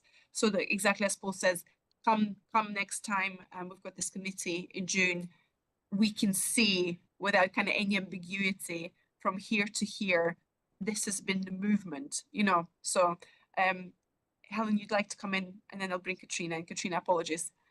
No, thank you, Joe. It was just to completely support that, and very much we will include it within the performance reporting, a page and a focus in relation to this. What I'd really like to do is just be able to show you and track the numbers of those coming in, how they're being allocated, how they're being dealt with in FLR. So I will need to speak to my team about how we can most accurately record that. I think the point I was trying to make earlier is I think we would the backlog would have carried on increasing in the way that we were seeing in the first 6 months if we hadn't have done kind of anything in relation to that. So it's right that we are trying to do it. There's that whole picture around it as we try and work through this part. So as I say, I will give it with my team, give some thought about how we can best present that really accurate picture as to where we are with that backlog and allocated, and then also how we're dealing with what we are in terms of coming in. We have at the end of quarter 3, we had closed 839 complaints this year. Those are obviously the ones out with FLR, out with anything else in relation to considerations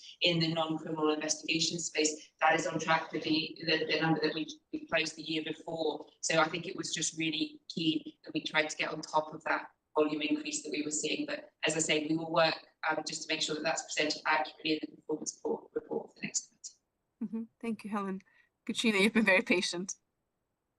Thanks, Chair. I mean, I have to say, I think my basic questions have been covered. I think it's obviously, I would like to say it's obviously really tough because there's obviously a lot of work going into this. You know, you're obviously very actively trying to address the problem, and there's been more resources brought in.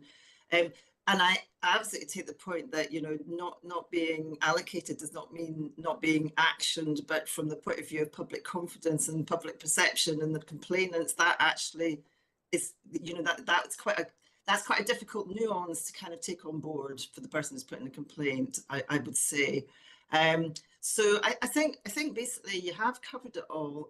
My only other comment really is to do with language, and it goes back to my initial question previously about confidence. Do you have the confidence that you have and I understand, again, it's not just about people, it's also about processes and it's about learning. So do you have the confidence that you're going to be able to build that capacity, both in terms of resources and in understanding, that will allow you to say, not that we hope this is going to happen, but we expect this is going to happen, or we're going to be able to report to you in such and such a date that it has happened?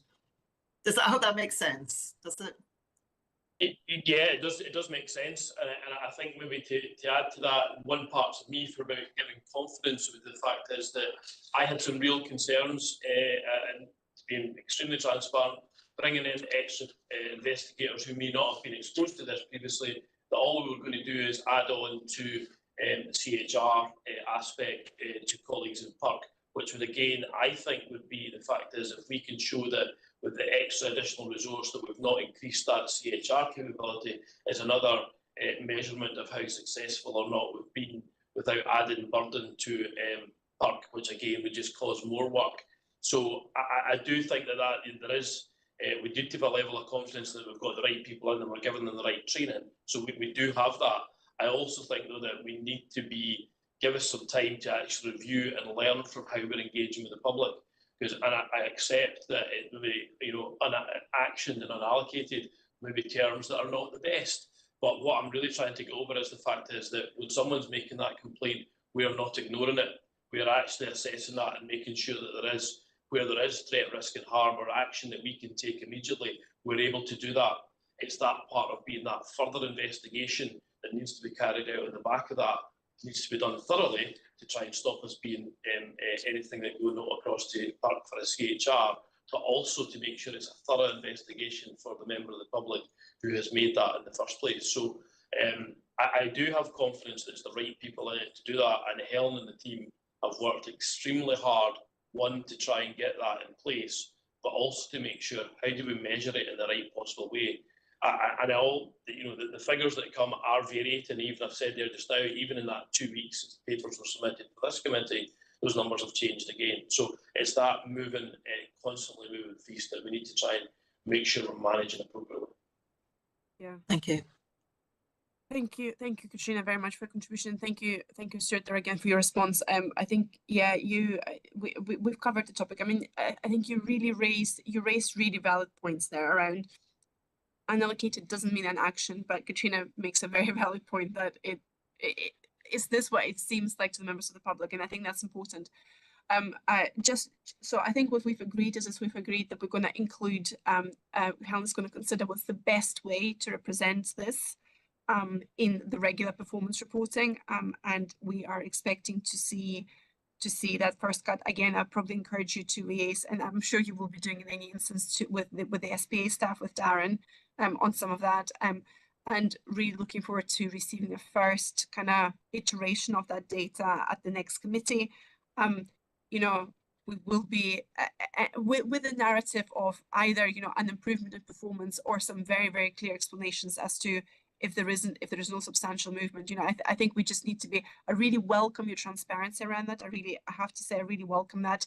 It's, you know, we need to possibly, if we don't see necessarily that improvement within the next 3 months, then I think we really need to look more deeper to what are the root causes of that, you know, because it sounds like you have given more resource, you've changed your processes. So, you know, we are looking forward to seeing that being reflected in the performance data, I think. And just something else as well, and apologies, maybe slightly more operational, but this is how kind of my brain works. You know, Helen, you also talked about sort of, because I am really interested in seeing how does the new complaints work against the historic ones that have been sitting in the backlog for a while. You know, it would be really good to understand exactly what is your treatment of that. I.e., is it that somebody, you know, has reported something that has been triaged and then it's being allocated and investigated, or is it being added into the pot? So sometimes, and I'm not kind of prescribing anything obviously on this call, but I think it would be really good for us to kind of really understand how you know, what is your decision making? Do you prioritize newer complaints and just make sure that they are being handled within the appropriate timeframes? Do you set aside resource for the backlog just to work through the backlog quicker? So, you know, I think that will help you in terms of kind of the presentation of the figures to us as well. But I think there needs to be almost like a really clear decision tree. This is how we deal with historic. This is how we deal with the new to us, because, and I appreciate there will be triages and there will be certain things that need to be progressed quickly, and you do that. So I think we did hear this assurance, but it would be really good maybe to see that logic, you know, because then we can maybe, you know, it will be easier for us to understand why certain things might not be working the way they should be working. But I hope that makes sense. Definitely, and we will reflect on that and make sure that that can be kind of clearly articulated, or as best we possibly can articulated within that, you know, because I guess where one of the challenges is within that unallocated is that unallocated category A, and you know, in terms of just the volume within that, how important it is that we continue to work through that. Body worn coming in as well with the body worn video, you know, it's really important as well that we are dealing with the new things while we're dealing with the backlog as well. So there is a split across the team in relation to the allocation of resources in respect of that, and again, I will try and see how we can articulate that in the performance paper for you next time. Okay, that sounds very good. Thank you. No, thank you very much for that. I think I see no further questions. Thank you, colleagues, for your questions and your perspectives on this. So I think we obviously had the open action there, Operation Glade, which was around presenting us with a report. But I would suggest that we maybe close this one, but we obviously have a new action around the inclusion of that performance data into the standard reporting. I think that's probably a cleaner way of dealing with that. So if members are content with that, that's what we will do going forward. Okay, excellent. Right, thank you, everybody. I am very conscious that we have been going for almost, so that concludes this item. And I'm conscious, as I say, that we have been going for almost 2 hours. I'm not entirely sure when Colette originally planned a break for us, but I definitely need a fresh cup of tea.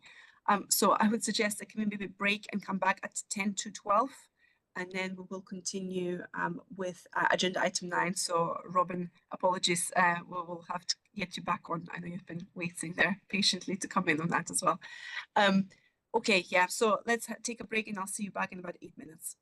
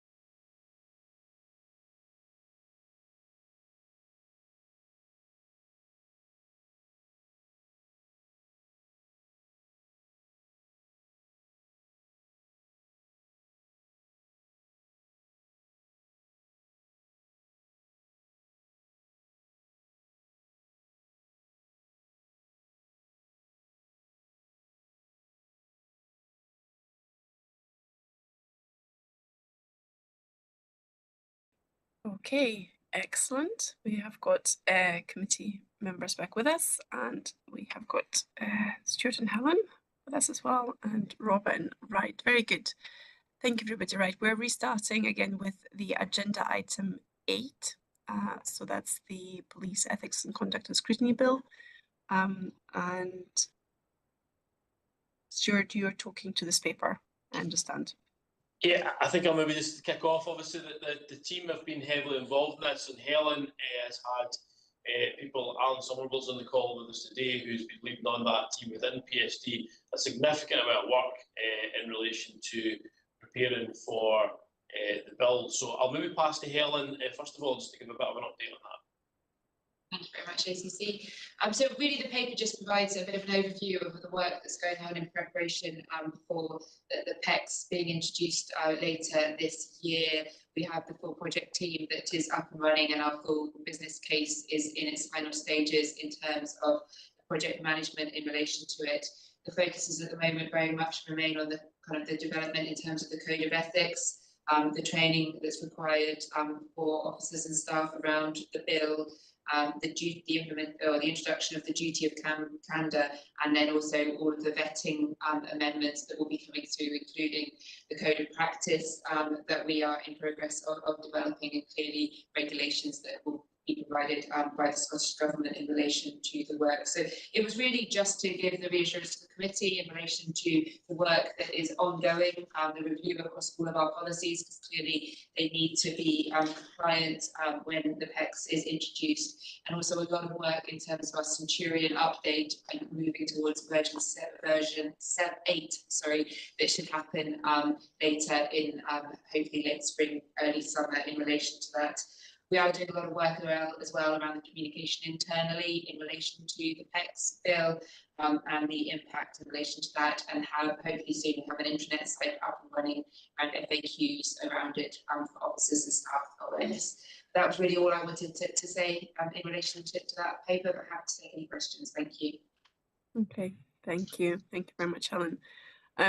I would like to open up to members for questions, but I'm also conscious we've got Robin from SPA Legal obviously on the call as well. So Robin, without putting you on the spot, but I mean, is there anything that you'd like to add from an SPA perspective? I mean, naturally, I know this is something that's been sort of on our agenda as well. Only something quite limited from me, Chair. There's obviously quite a few provisions in the bill that have a direct relevance to the authority, and I've covered those in the briefing note.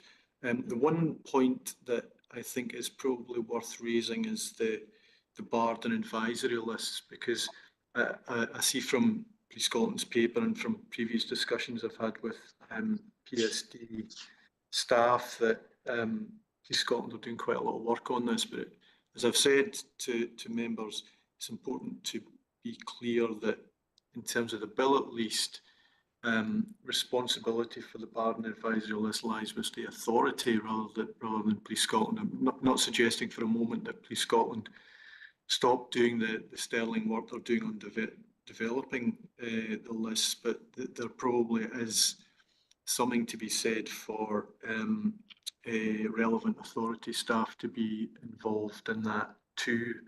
There is going to be a separate set of regulations, I think, which will allow the authority to delegate its responsibilities for the barred and advisory lists. I don't know what shape that delegation will take, and I won't know until the regulations have been passed. And I expect that if there is a delegation power to Police Scotland, then that will be taken advantage of by the authority. But in the meantime, it's probably best that the authority has some involvement, at least in the development of the list. I'll pause there, Chair. Thank you very much, Robin. No, absolutely. I mean, I know that this was one of the points that we have raised continuously throughout the development of the bill as well. We have raised the point that, you know, for where is that barred and advisory list best placed? So it is good that obviously, you know, as you say, that Police Scotland colleagues are continuing with the development of the technological capability, and we're kind of hoping that there will be an ability for us to delegate that. Possibly just something for us to consider as in, you know, the timing of those enabling delegations from when, you know, the requirements of the bill go live versus when some of the enabling legislation may be introduced that enables us to pass that on. So I think we probably just need to keep an eye on that in terms of if there is a period of time when there is an obligation on us and we can't yet delegate it, you know, what is plan B? So maybe just something for us to consider, and maybe not, you know, I'm not expecting an answer just now, but I think it is an important point because we would never want to be in a position where we have an obligation, we can't for some reasons comply with it, and we don't have the ability to delegate it. So just something for us to be mindful of. Yeah, so thank you both Stuart and Robin for the update. Are there any questions from members on this update? And I can see none at this stage. Okay. Thank you very much for that. Okay, so this enables us to move on to the Police Scotland Professional Boundaries report, and that's the biannual update. And again, I believe it's Stuart and Helen who will be speaking to this. Thank you, Chair. I will cover this one. Sorry, I'm just getting feedback. Was that better? Can you hear me all right? Yes.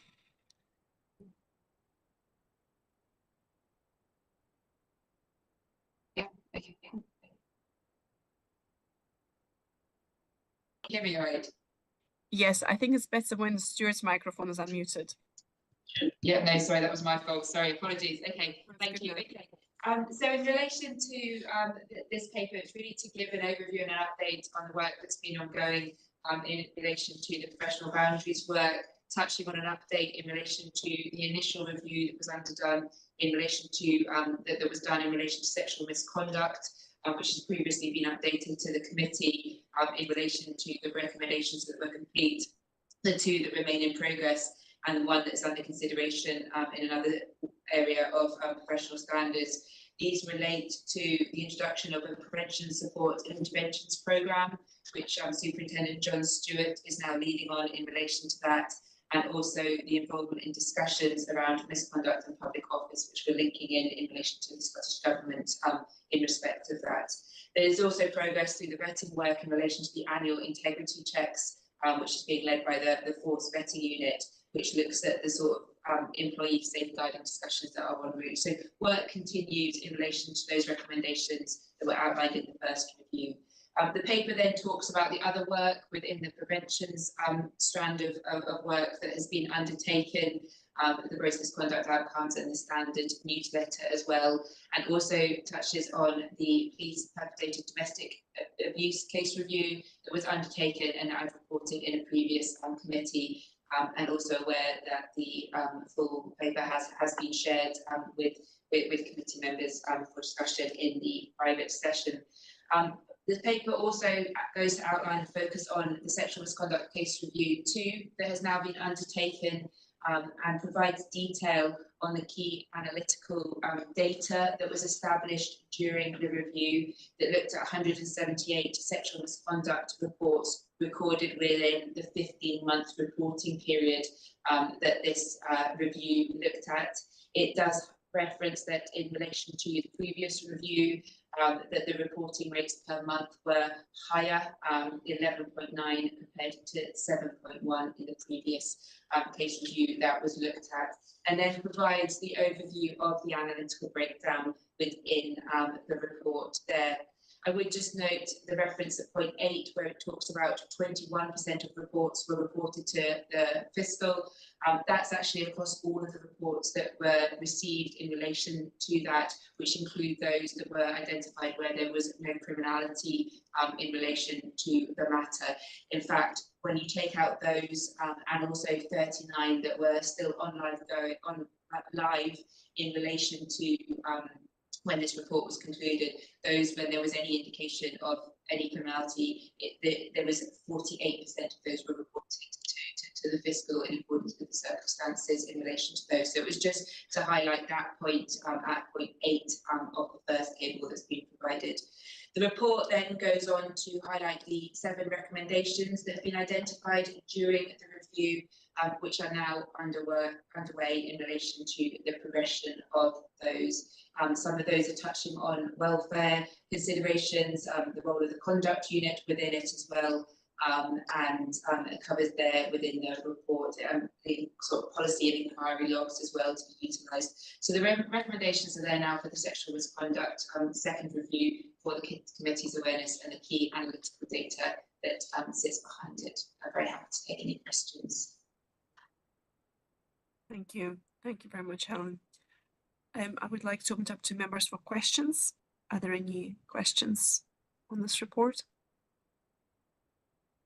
Obviously, really welcome the fact that this is the second time this exercise has been conducted. I think that is very helpful.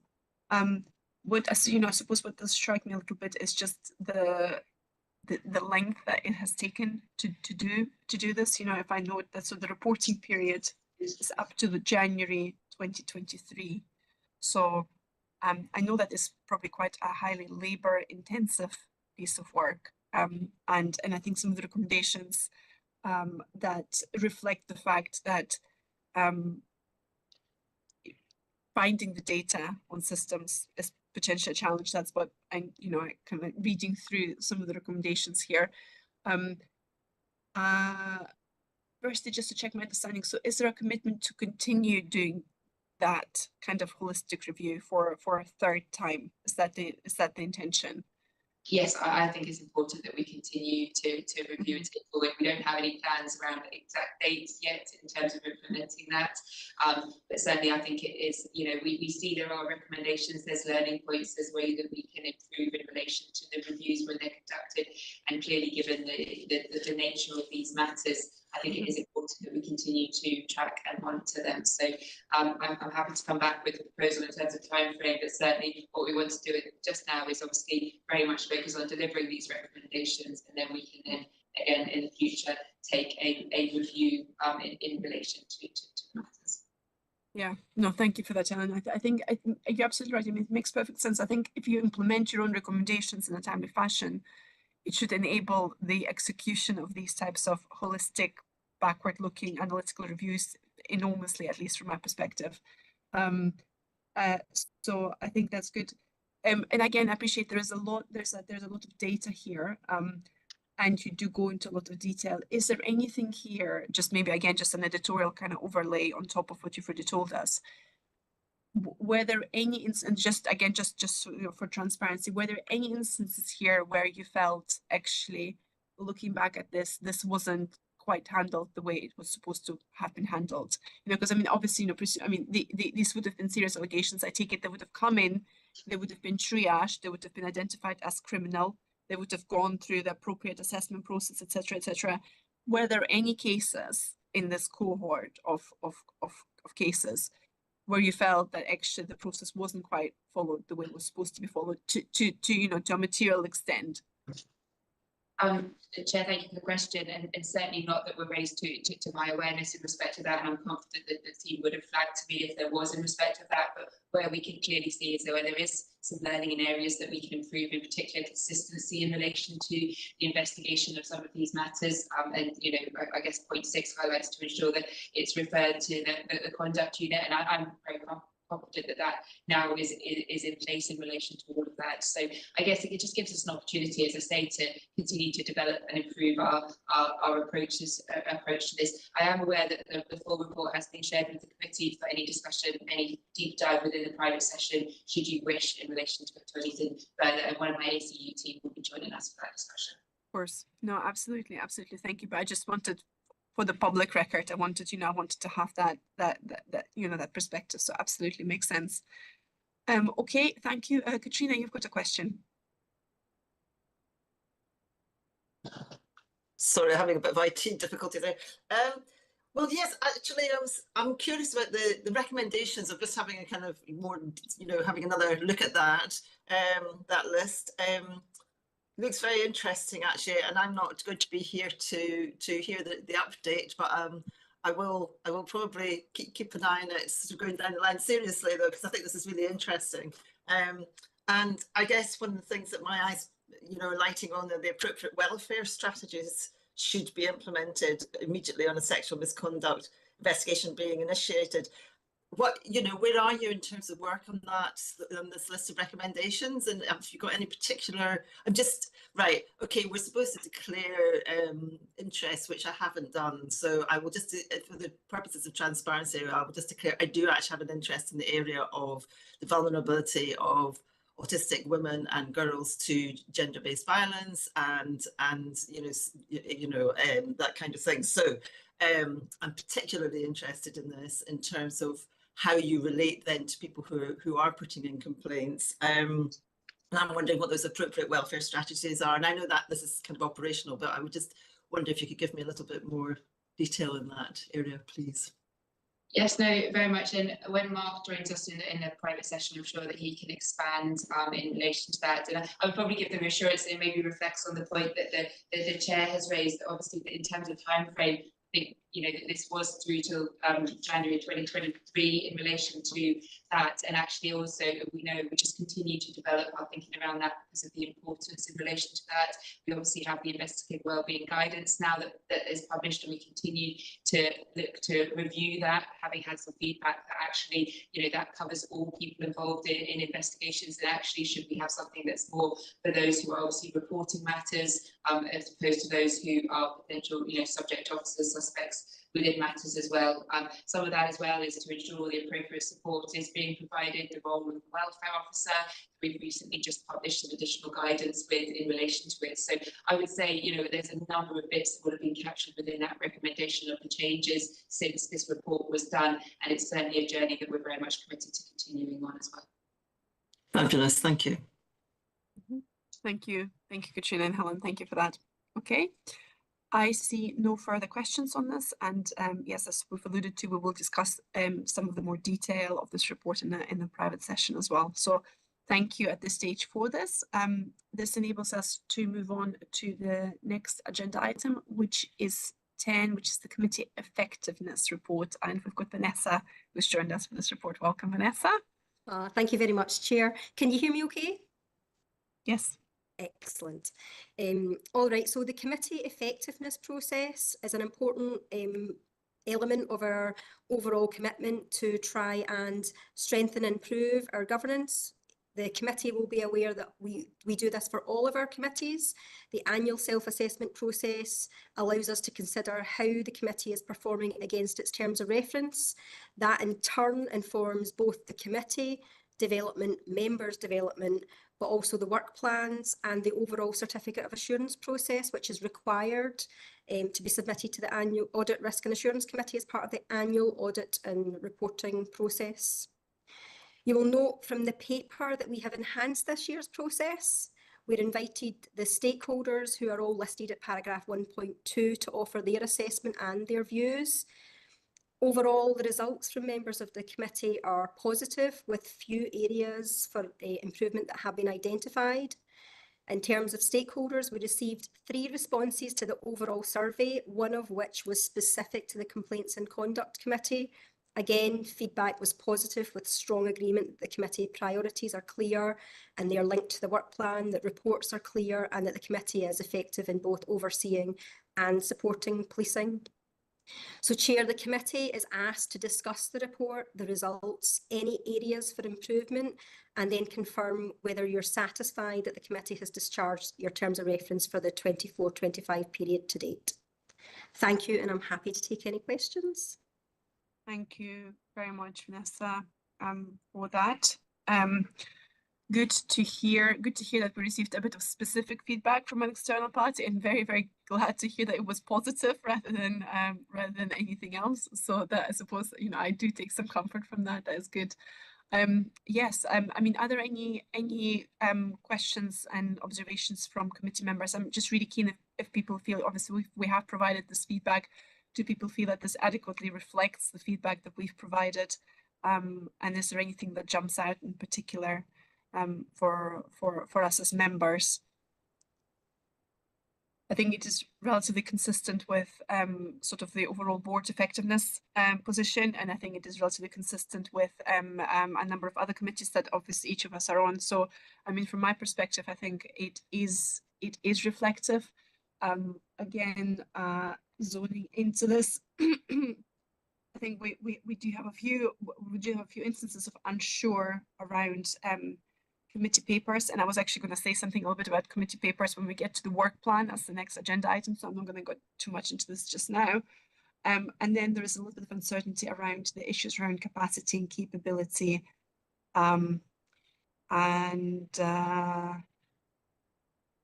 the committee has process in place to allow members to track progress of ongoing work, and I think that's certainly something that we can look at as part of our kind of part of our actions and part of our work planning for next year. But I think overall it is a relatively positive picture. Just to make sure, so Paul, you would like to come in? Yeah, I think it's a positive picture. I'm looking at this over a 3-year period, and I have to say it's night and day compared to where we were, Chair, when you and I joined this committee. In terms of transparency, the quality of papers is better. There's actually fewer late papers, so we're going to moan about late papers, I'm sure, because late papers are the bane of non-execs' lives, and particularly because we're juggling so many different things. But also this week, for example, we have 2 committees a day apart for some of us, and that's not uncommon. It's tough for the admin staff as well, managing that, I would suggest too, because it must increase their stress levels. But for us, it's something. I'm always suspicious of late papers because I always think that someone's trying to hide something. That's maybe a throwback to my local government days. But if we can avoid those as much as possible, because it does mean that we're not able to do them justice in terms of preparation. And if we're not doing them justice, then we will ask stupid questions rather than pertinent, targeted questions. So it's just that observation. So it is better, is what I'm saying. Thank you very much for that, Paul. Thank you. And Katrina, you'd like to come in? Yes, I'd actually like to endorse what Paul's just said. To me, this reflects well my experience and my perception of the committee over the time I've been on it. I mean, I think it's really positive. I think I'm really pleased to see things like the increased transparency, the equality, human rights, community impacts increasingly reflected in reports to the committee. There's quite a lot of areas that I think are extremely positive. So, yeah. Good. Thank you. Thank you. Thank you very much, Paul and Katrina, for that. Really appreciate that. Right. I think so I think what just to kind of close off, I think me as the chair, I will sign the committee assurance certificate. Absolutely. Yes. Which basically satisfies that the requirement, confirms the requirement that we have fulfilled our obligations as a committee. Okay, thank you. Vanessa, does it give you everything you need from a governance Exactly. Thank you very much, Chair. Okay, perfect. Thank you. Thank you, everybody, for that. Okay, right, very good. So I think this just leaves as the committee work plan. And it is obviously included in our papers, and I am down as the person kind of speaking to this. Again, I think it is relatively self-explanatory. We see that we do have a fair bit of standing agenda items that come to us on a quarterly basis. We are very kind of cognizant of the fact that there's a number of things that come annually, and we did touch on them earlier. So there are some of them that they're external reports, for example, that come to us when they come to us. I think, one thing that I was going to say is, Paul, you've kind of stole my thunder a little bit. It's just around papers as well. Exactly. You've been very, very diplomatic. I think when you said, again, it has gotten better, and then I think just particularly this time around, some of the papers were quite late, and then as you said, it obviously does place a strain on the SPA staff and then on our ability to kind of digest that, so it impacts on the quality of our briefings. So really, really keen to get any views on the work plan, but also really keen to kind of get any feedback in terms of, is there anything that the committee can do to make it easier for stakeholders to produce papers in a timely fashion? So if there is something that we can do from an SPA perspective to play part in that, then I would very much suggest that our stakeholders, Police Scotland in particular, liaise with Darren and Colette and make suggestions if there is anything that we can do from a work plan perspective, for example, to tweak or to make it easier for Police Scotland to produce some of the reports. So again, to make all of our lives easier ultimately. So those were kind of my thoughts on this, on the work plan. I don't know if anybody feels very strongly about this. Obviously, welcome any comments or any observations on it. I know it's very difficult to get excited about a work plan. I mean, I do, clearly, but Darren, is there anything from your perspective? Yeah, I think it was really just to pick up on your point there. I mean, I've had early discussions with Police Scotland, and obviously I'd kind of tested with yourselves and helpful with the points there. I think that, we have got to a point where, the quality of the papers, the transparency is kind of changed, significantly over the period. But I think there's a key question around about the frequency with which some of the information comes to the committee, in terms of the balance of a quarterly basis versus what can come on an annual basis, and particularly around about kind of key trends. So if it's okay, what I'll do is I'll work with Police Scotland colleagues with a view to coming back with some proposals to test with members to see if that's okay, and really I suppose just that point around about proportionality, and also I suppose the size of the agenda. The opportunity to spread reporting across the year in order to potentially have more focused agenda on a smaller number of items. So if that's okay, I'm happy to engage with Police Scotland colleagues. I think that sounds eminently sensible. Around you basically coming to us with a paper exactly along those lines, so that we can discuss it and consider it. Particularly pros and cons, exactly what you've just described in terms of transparency, ease of production, spread of workload, etc. I think it probably requires that slightly more holistic perspective in it, rather than just looking at the work plan in terms of, these are all the items we discuss over the course of the year. So yes, Darren, I think I would very much welcome that proposal. Okay, I see. I don't know if anybody's got any further views or questions on this. I see none, which is great. Okay, I think that concludes this agenda item, and it also concludes the public part of our session today.